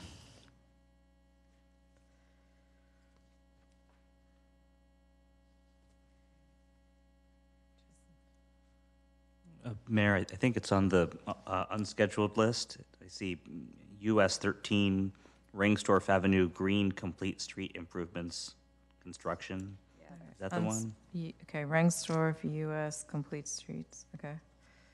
And then your final one, Councilmember Hicks, or did you have more? Was the El Camino Real median and landscaping deferral until after. So I had that. Oh, you have that one. So I have Terabella, I have El Camino Real landscaping, and I have Ringsdorf US Complete Streets. And then the California Complete Green Streets, which, Okay. All right, before I guess we continue, Do others have projects that they would like to discuss? That I need to write down. Councilmember Showalter? I just want, no, we have not mentioned at all the undergrounding of the wires on Terabella. Is there any interest in discussing that? I just wondered if any other council members are interested in discussing that. Okay. Well, I can now talk about it, so I can help facilitate the discussion now that I have a new employer. Okay, so if people want to talk about undergrounding Terabella, can you raise your hand, please? I guess the staff recommendation is to close it, right? So Yes. this would be to do something other than close it? Correct. Okay. I'm seeing just one, I'm sorry. Okay. Maybe, perhaps we can talk, I can do this.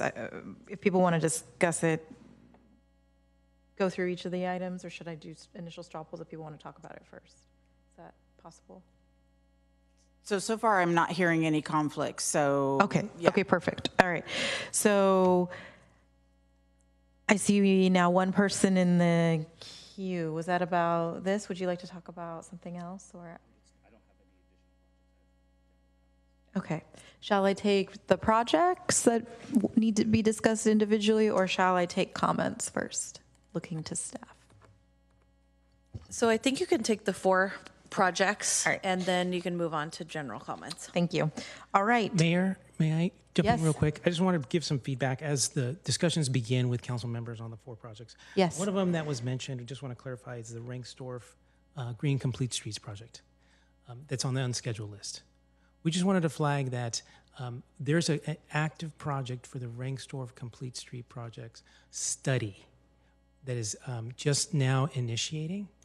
So the intent was to have that study be initiated, develop the study. We'd go through the public review process, come to council. And then that would help inform the larger project. Director Ng is pointing out that year 3, we had identified the Rengstorff Avenue Green Complete Streets preliminary design. But there's so thank you for the clarification, but there's a study that we also have Prior to that, do, prior to the correct, year 3. to kind of give you the context of we're looking at a study, and then we'll do in year 3 is the preliminary design, which would initiate the project.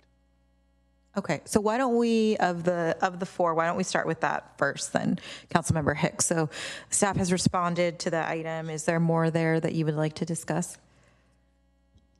So my intent was to bring some forward and to make space for that by moving some back. So it's kind of hard to talk in isolation. And I don't know whether they would actually, I would want staff to comment on whether that would actually work out, bringing some forward and moving some back. And it was to respond to, the community kind of wanting more green streets and more in certain, equity, certain areas and areas that would be used more. So for example, the Terabella project, I think, is a less used area. So from what I've heard. So yes, that was the purpose in bringing, so now to look at that one, it's hard for me to talk about them in isolation, but to look at that one, my question would be, is that one that we could move forward in any way as members of the community have asked for that? This would be the Rengstorff Complete Green Streets. Well, it sounds like the study is already happening currently. Is that?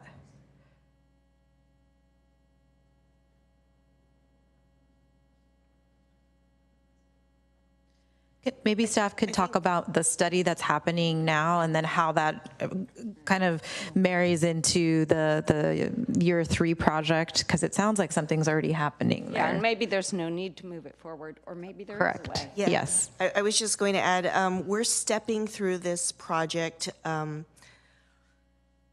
rather than lumping several phases of the project together, like preliminary design and design together. We're stepping through it a little bit more methodically. So right now we've got feasibility study that's just kicking off.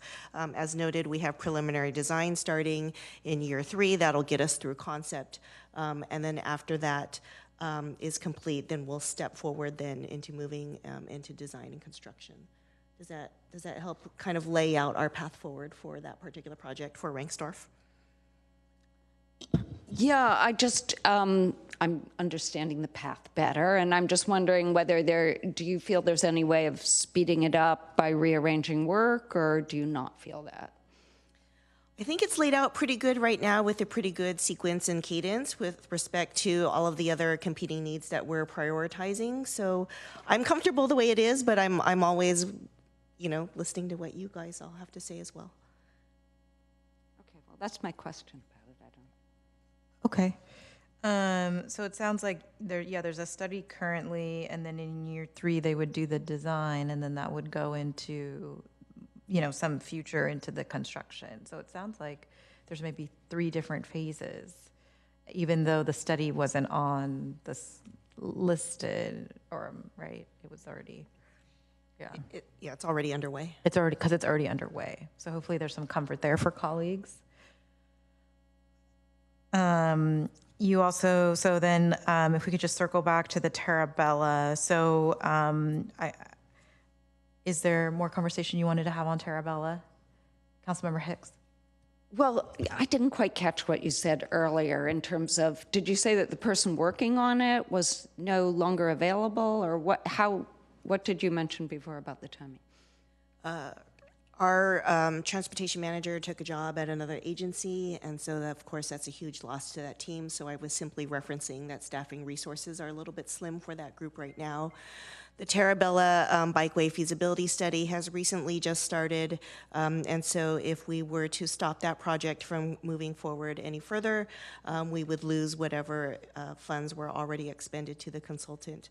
That is truly just a feasibility study at this point. There is no plans in the 5-year for an actual design or construction. It's a planning study. Okay, I'm fine with that. Are you comfortable with that? Okay. All right. And then you had mentioned the El Camino Real landscaping? Yeah, and the staff comments on that one just said that we could defer the design. Maybe this was Mr. Marchant's comments. Defer the design until after the biodiversity plan. Correct. And I just wanted to highlight within that response, we mentioned that this project was going to be led by the Forestry Division. And so as you look to move projects around, this project was not going to have a direct impact on the Public Works Department and their project managers. And so if you're looking to find space for a project manager, this would not be one of those projects.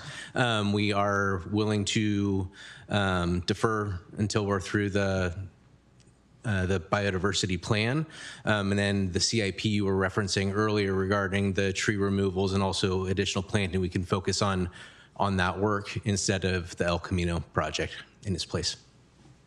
Yeah, so it sounds to me like it won't free up your resources, but it might be good to defer it until we have the biodiversity planning, not say, oh, I wish we'd planted something different. It sounds like staff is amenable to that and can already make that happen. Would that need a formal vote of the council, or it sounds like staff can already? Okay. So it sounds like of the 3 that we've discussed so far, this is the one that would need some council action. So does anyone have any further comments on this? So I think from what I heard, and Councilmember Hicks, please correct me, is there's a reference to El Camino Real landscaping that's being led by Community Services, which is our forestry division, but I think there's some interest in the biodiversity strategy first, and then there was the conversation of sorry, I'm trying to find the Mayor name of. Yeah. Yes. So I think forestry maintenance program. With the recommendation you have, yes, what you could do is just tack this onto the motion to just recommend that this project be deferred until the biodiversity plan is complete. I think for clarity for staff, it's probably, and the public, it's probably good to include in the motion, and then the clerk would be able to attach that to the actions, and it's that way, correct? Okay. All right. I will write that out. Thank you, City Manager McCarthy. Any other discussion on projects? Sorry, from Councilmember Hicks. I think that was everything. Okay. Great. All right. And then, so we'll move on to general comments since we have our motion and our seconder. Councilmember Ramirez. Thank you, Mayor. I have a few general comments and then some thoughts on the projects that were pulled for individual consideration. So at a high level, I appreciate staff's work, and especially the effort to right-size the capital improvement program to make sure that the projects that are included are deliverable, recognizing financial constraints and staff capacity constraints. And I know it's not easy to go to the council and say, we can't do all of it at the same time. The burden falls on us to make some difficult decisions, and I think the discussion we're having about trade-offs is appropriate. But I do think, big picture, we're doing the right thing, and looking and thinking deeply about the list of projects that we have and elevating the ones that are within our ability to actually deliver within a reasonable amount of time. I would say I am, as I've sat here thinking about it, I am a little uncomfortable with the responses to the questions I started off with, more of the art than the science about what to include in the 5-year capital improvement program. I would suggest that we err on the side of caution and include in year one, or wherever it makes sense, active projects, regardless of whether they are near completion or require a little bit of work. It is confusing, I think, to include some projects but not others.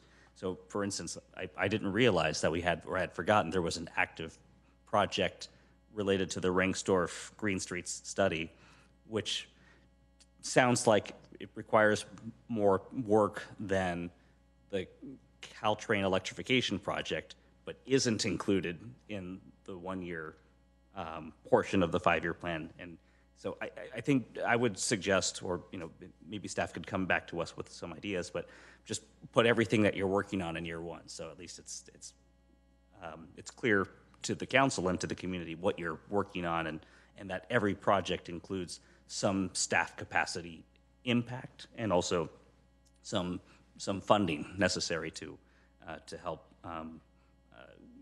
continue that work. As it is, it's not clear why some projects are in here and some projects are not, even though some of the projects that are not included are significant and I think important to the community. So something to consider for future iterations.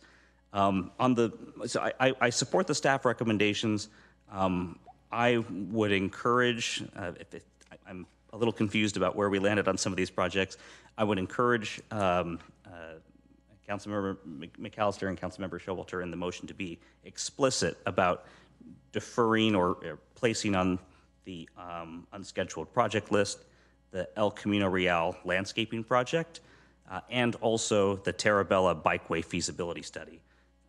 The staff responses to that council question for the Terabella Bikeway feasibility study make clear that if we defer it, we can return around or between $50,000 and $100,000 into other traffic safety projects, and also increase staff capacity to deliver some of the other projects that are in the capital improvement program that are higher priority.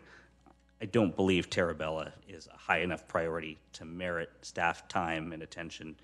And even though $50,000 to $100,000 is not a significant amount of money in the broader context of the capital improvement program, it's non-trivial. And I think the council is saying, or what I'm hearing is we're comfortable making trade-offs to elevate and advance projects that have been in the backlog for a long time or are community priorities. And so we need to do what we can to deliver them. So I will not support the motion unless both of those projects are deferred. And I really appreciate staff's elevation to the council and community that you are actively working on Ringsdorf. That was actually the project I was most interested in elevating, but I've learned you're already doing that work, so there's no further attention that I need to pay to that. I also appreciate, I've long been a strong supporter of the California Complete Streets project, and as much as I would like to include the permanent implementation in the capital improvement program, recognizing that we don't have funding available to deliver it, I agree with staff that it really doesn't make a lot of sense to put it in until we have some assurance that there's a strategy to fund it. It's the same thing with some of the other major capital projects that we're all interested in elevating, some of which have been described earlier. But I think it is prudent to say we're going to put this on this list, recognizing that not that it's not a priority, it's just that there isn't a path to victory for funding. And so that project makes sense right now in that category. So those are my thoughts. I think this is great work overall. I strongly encourage explicitly deferring as part of the motion both the Terabella Bikeway feasibility study and the El Camino Real median landscaping project, because of the staff capacity that would be created from those deferrals, and also some amount of money returning back to us to invest in other high priority projects. Thank you. Thank you. Sorry, I just need to clarify with staff. My understanding was that the funds were already expended, Councilmember Ramirez. So is that funding that he's referencing available to be returned? On the Terabella project? Yeah, so Terabella Bikeway study has started. Not all of the funds have been expended. So how do we know the amount that? Off the top of my head, remaining? I don't know, but I think it's less than 25,000 that we've spent thus far. Okay. So less than 25. So that remainder, sorry, I didn't see that number in the council question. So the number remaining is 100 to 50, or is it 100 to 50 minus 25? Apologies, I didn't. No, the net. What's the net? Sorry. The return to fund is somewhere in the neighborhood of 50 to, what was the other number? 50 to 100. Sorry. Okay. So that is the net. Okay. Thank you. Councilmember McAllister. Yeah, I had a question. I'm still a little bit confused on the El Camino one. So when I first read it, I thought you were deferring doing the El Camino media until you got the urban study. Is that, am I hearing that correctly? Or what are we deferring? That we're deferring doing it until the study is completed, correct? So what are you asking for? If that's what's in the recommendation, is that the staff recommendation?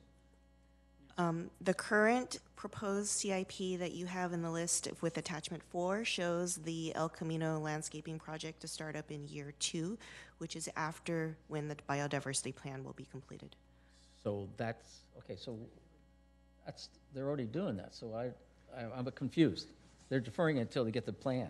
So this, my understanding, and you can clarify it, of course, is that it was asked, I didn't ask the question, but some council member asked about further deferring it, and it was said that it was possible. Now, I don't know if it was already, I thought it was further deferral. And the answer was it can be further deferred. And we'll utilize the outcomes of the biodiversity plan. We'll do that anyway. But the question was then what staff time, effort would then become available? And really it's just a matter of working on the backlog of tree plantings that we haven't gotten to over the last couple of years due to staff transitions, staff vacancies. We'll focus on that. And that's why we said we could defer it by another year. Okay, so that was clear. I mean, I'm going to go with staff report. So if Mr. Ramirez does think they are deferring it, and that's what I read. And once they get the El Camino does need beautification, so the sooner that we can get there and the plan will allow it to happen. I think we're already deferring it for a year, so it should take care of itself on that particular item. But my general comments are, this is this direction again, to go to Councilmember Ramirez, that this is one of the best reports I've read. It's exactly what I was hoping that the council would start doing, is not realize that we need to cut back on items and to do a high priority. The staff did a tremendous job of looking at each project, evaluating the project, putting it in a place where it's proper there, and it maximizes our staff time, maximizes our dollars, and I think it helps the morale of the staff that they're actually accomplishing things. I remember we had a staff report early on about how it ranked or rated how we were doing on projects, and our CIP projects were 50%. And I said, well, that's pretty dismal. And so I said, well, what can we do to get it higher? And city manager said, John, we're doing it. We're going to get that to the hopefully 80 or 70 or higher percentage of completion, which is good for the morale of the staff, good for the taxpayers to get things done and seeing things accomplished. And so to tweak these this report, I think they spent a lot of time doing it, and the phrase trust staff just to move something forward is a little bit is concerning. I've always thought that another thing that this project is doing is that we're actually starting to take care of our infrastructure. And for years, we've let it slide and slide. And a lot of people say, well, you got it. Well, there's a strong vocal, but this is, we got to take care of active transportation or other things. And yes, we're taking they're important, but to get back to our infrastructure and take care of it, one thing that is very important, somebody mentioned a major, if we have an earthquake where we're looking at all these things going on, our pipes, our sewer lines are 50, 60 years old. They're at the end of their life. And these are things where we need to get into those projects that are not glamorous, but we need those for this city to continue to operate and be functional and be ready in case of an emergency. So that's why I like this thing. They're looking at things that have been deferred, because the narrative out there was louder than what actually has to be done to take care of the city and our beautification of the city. And I think the city Public Works Director has done a great job of saying, okay, we're going to incorporate what we can. Streets, and people go, well, why are we spending money on streets? That's the foundation for all your active transportation, pretty much. You got to be on safe streets. You got to be able to go there. You don't want potholes. You don't want people falling down. And you got to be able to restripe everything, and it looks good. And so sometimes you have to take that narrative out and look at the big picture of how it's going to really help the city in the long run. And everything I've seen in this report is going to do, it's pragmatic. And that's a phrase we don't use too often in government. They're pragmatic about their approach to getting things done at a good rate and accomplishment, and feel good about it, and we can go back to city. So the thing on El Camino, I think it's doing it. I mean, I look at El Camino every day, and I see I'm surprised I haven't been told to recuse myself on El Camino yet. And so I like what I see, so that's where my thoughts are going. I think tweaking it here and there, is it really going to make a difference? Because somewhere in that line, when you tweak it, there's the answer is further down the road, and they're doing it correctly. So those are my thoughts for now. Thank you. Councilmember Clark. Thanks. So I support the staff recommendation. So I don't know what the motion is at this point, but I don't want to I don't want to deprioritize Terabelle. We heard everyone talk about active transportation tonight, and then deprioritizing an active transportation project that we've already spent money on. I understand the intent behind it, but I don't think it really moves the needle. So I think we should proceed with that. We heard tonight that further deferring the El Camino median work it's already coming after the biodiversity strategy is done, so it doesn't make sense to me to further push it out. It isn't really going to, at the end of the day, these are all, the projects we've identified are rounding errors and in terms of probably staff time and dollars. So I would prefer just to move forward with the staff recommendation. I think staff put a lot of time and effort into revising this based on our prior input, and I think we're kind of messing with things that we don't necessarily fully understand the implications of. So I'd prefer to just move forward with the staff recommendation. Thank you. Councilmember Showalter. Yeah, we've had a great discussion tonight. I too really like the concept of right sizing the work plan. You know, it was like in one of your first phrases in this, right sizing the work plan is the key to successful project delivery. You know, that's a great concept. And I think that we want to make sure that we're doing everything to make a balanced transportation system. And, you know, we've gone through we've talked about that a lot, and I'm quite sure that the staff has gotten the message that we know that this includes cars, public transit, pedestrians, cyclists, and other modes, scooters, et cetera. It also includes making our infrastructure green, and we're trying to pull that together as much as funding sources and time allow us to do that. And I think that's really important that we marry these programs, because we just hear people talk about the desire for tree-lined streets, and from a climate resilience point of view, making our community cooler and more pleasant. There's hardly anything you could do that's more important. And I also want to thank you for identifying all those funds that weren't already used in finished products and bringing them to our attention. I don't remember that happening before. It probably did, but it's a great idea. And it gives us the feeling that we aren't wasting money. You know, if we haven't used it, we're going to put it to a new use. That's what we should be doing. So I think the staff recommendation is really quite good. The only thing I would hope is that along with this concept that we can do the active transportation as quickly as possible, there's been a lot of comment about this Ringsdorf Green Streets. And one of the reasons it's so important is because it's a bike to school route for Los Altos High School students. So there's a lot of kids who live on that side of town who go to Los Altos High School and use that to get to school. There's some other ways, but that's the primary way they get across Evelyn. And so it's important, and that means that it has the safety considerations as well as environmental justice. So if there's a way we can move that along faster, great. You know, I'm sure you'll bring this back to us, and that would be wonderful. So I want to thank you for all this work, and look forward to voting for it. Vice Mayor Ramos. Thank you, Mayor. I overall, in general, support the new approach.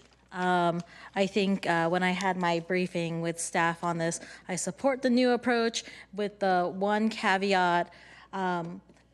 These 2 years are going to be our reset and to get it right side up. But I'm very sensitive to the fact that for 3 members of this council, this 2 years are their last 2 years. And so I'm very sensitive that if they want something in, I'm happy to accommodate that.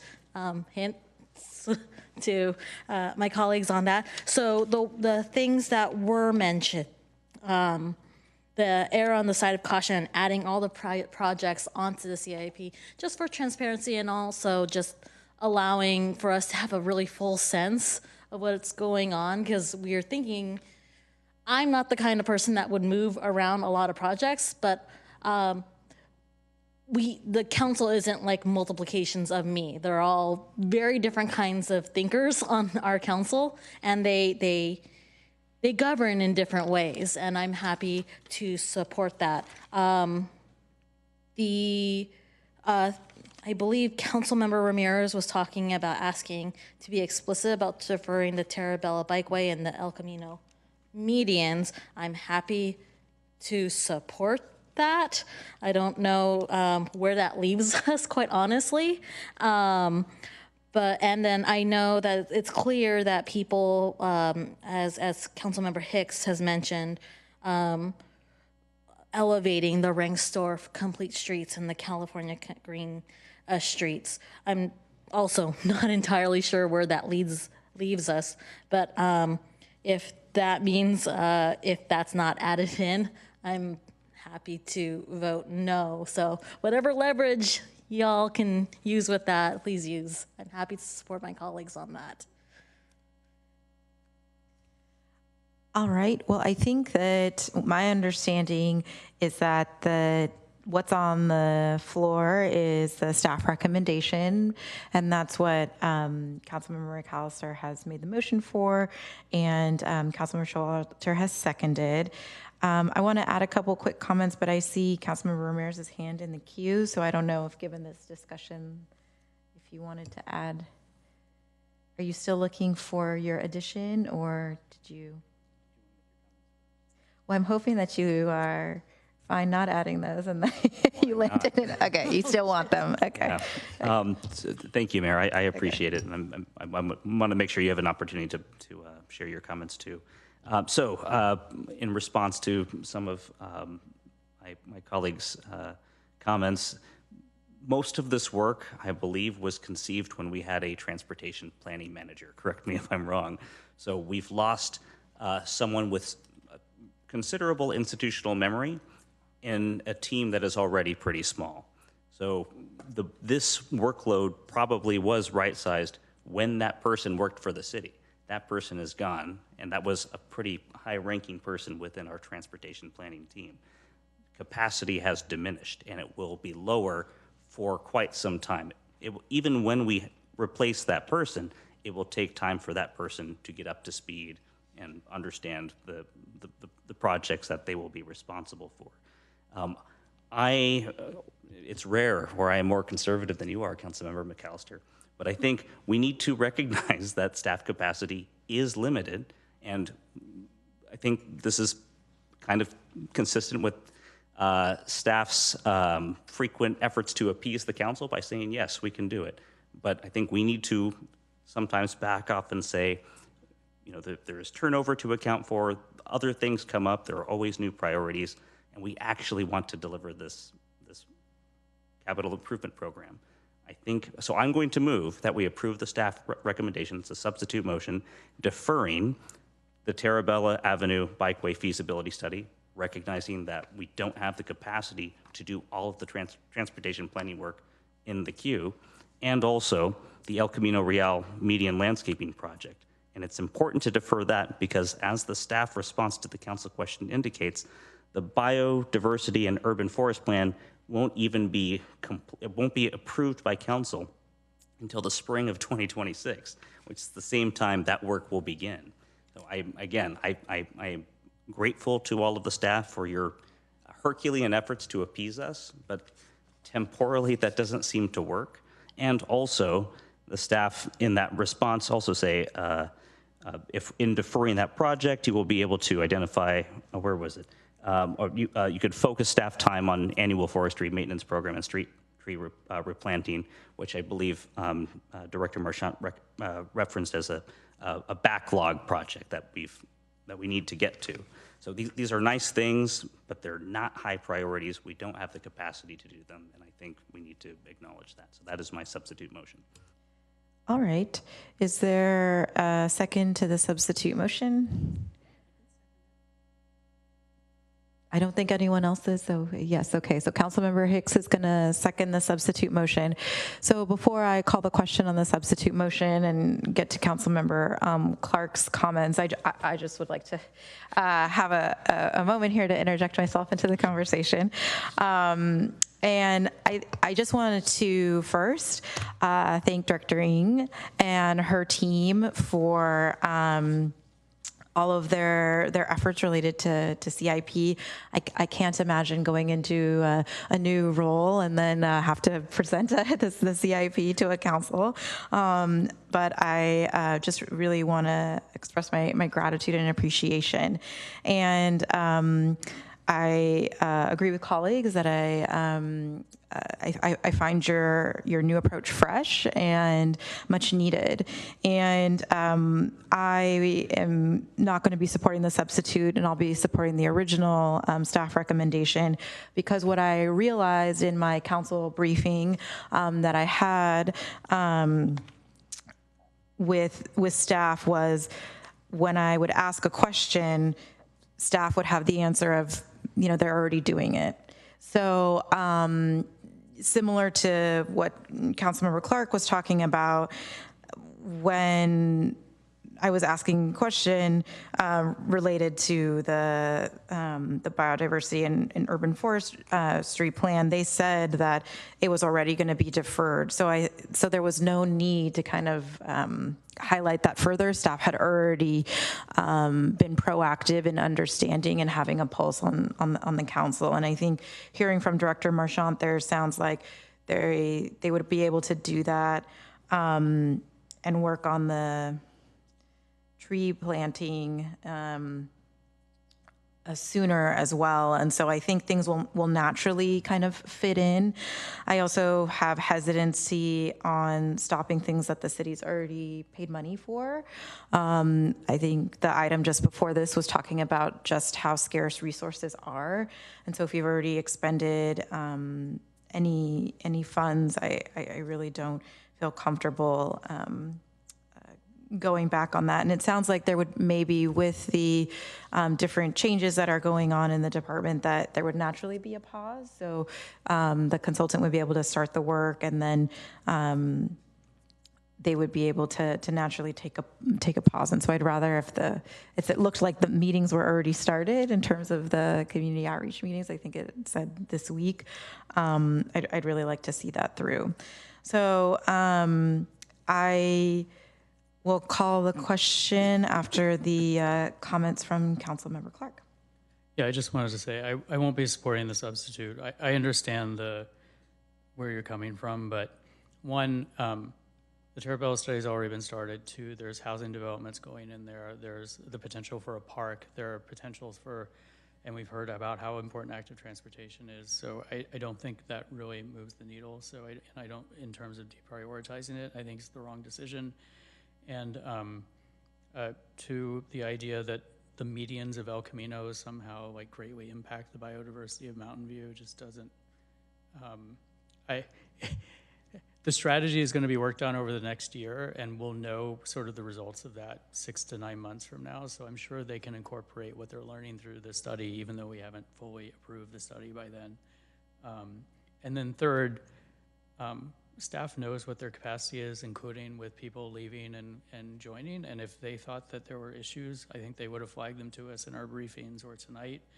And so for me to sit here and say, I know better than you do that you shouldn't be taking on certain things, I just think is a little too parental for the way that I would prefer to govern. So I'm comfortable with where staff is landed on the staff recommendation. So I'm going to support the staff recommendation and not support the substitute. Great, thank you. I think well, I guess we'll wait till we see how things go, and then I'll add my comment. So we will ask the Assistant City Clerk to change the mover and the seconder. And so the substitute motion is the staff recommendation with the deferral of the El Camino Real median landscaping plan to after the completion of the biodiversity and urban forestry plan, as well as deferring, I would say terminating the Terabella Bikeway feasibility study. Let's vote.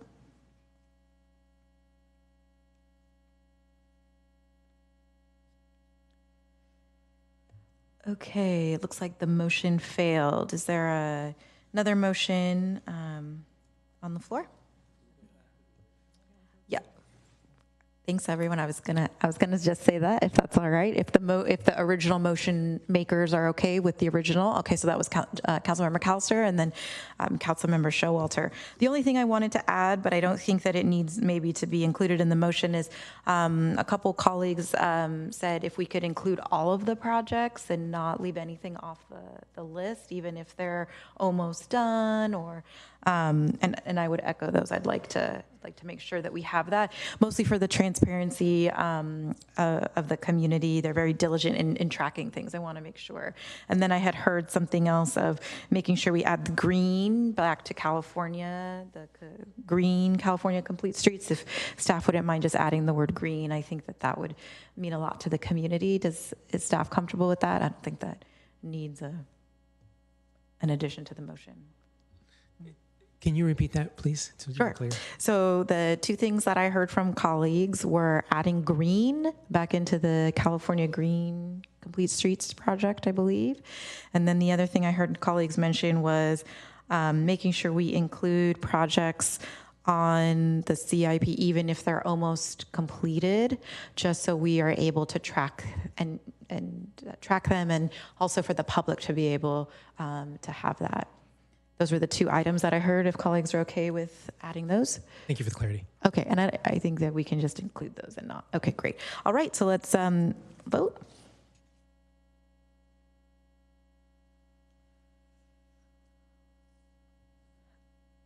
All right, and that passes 6-1. Thank you very much to staff. And we will move on to item 9, which is our council, staff, and committee reports. Does anyone have anything for item 9? Councilmember Schulter.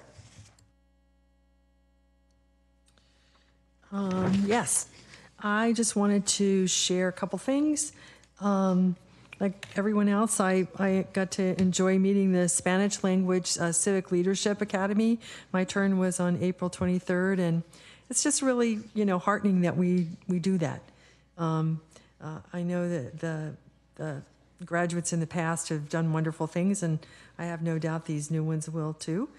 Then on April 30th, I attended a BOSCA new member lunch and orientation, and that was, I really learned a lot.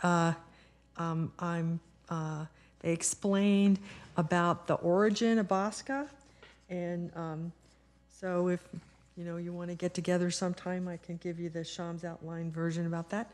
And and then on May 4th, Sunday, May 4th, I took part in a League of Women Voters panel on what good things local government are doing about climate change.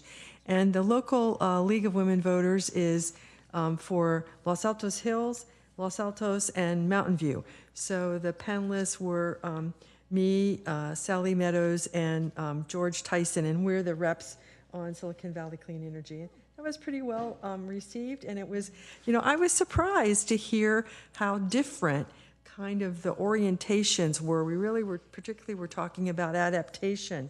And for Los Altos Hills, the adaptation focus for climate change is really about wildfires. How do they adjust to wildfires and the risk of that? For us, it's sea level rise protection, right? That's the big thing we worry about, along with other things. And then for Los Altos, it was kind of more a moderation of greening their community and really emphasizing bike lanes and that sort of thing. So it's very interesting. Thank you. Great, thank you. Councilmember McAllister. Yeah, I'm still getting used to all your procedures, so I may be hitting a gray area over here when I bring up something. So one thing, I was just in Denver, Colorado, and a lot of art, and I just like to, one of my emphasis that I like to see council start looking at is how we can improve the access of art, public art out there, how it's important to the quality of life, how it's good to the viability of downtown. And, arts, I was on the Art Pro, pushing art 8 years ago, and it's really slow, so maybe I've had a couple of conversations, and I'm hearing people say, hey, art's good, so let's see if we can get the art programs and availability out there going a little quicker. And the other one is, it's more of a selfish one, is that I think we used to have dinners every council member, every meeting, and so maybe now at COVID you stopped it. So I don't know the best way to bring it back through the procedure committee or through having them do it, but having dinner beforehand, I just don't feel it's appropriate to be eating dinner in front of staff when we have closed session.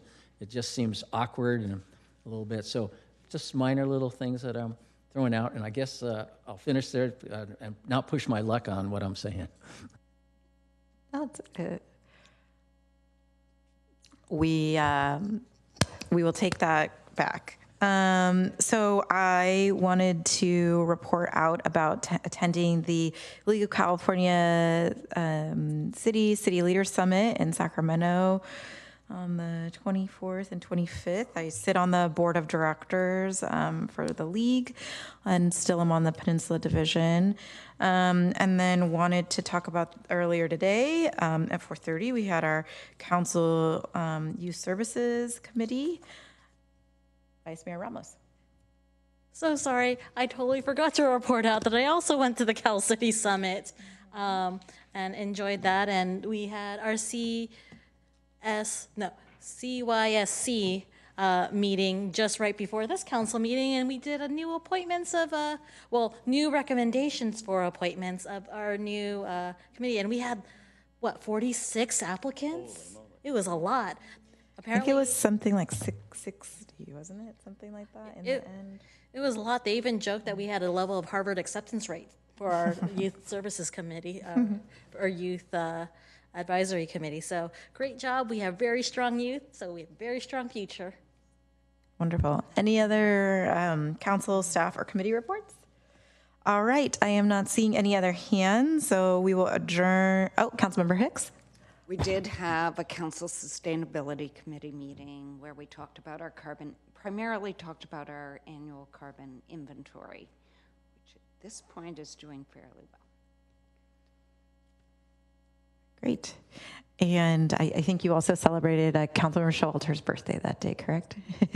Happy belated birthday. All right. So we will adjourn our meeting at 10:35 p.m.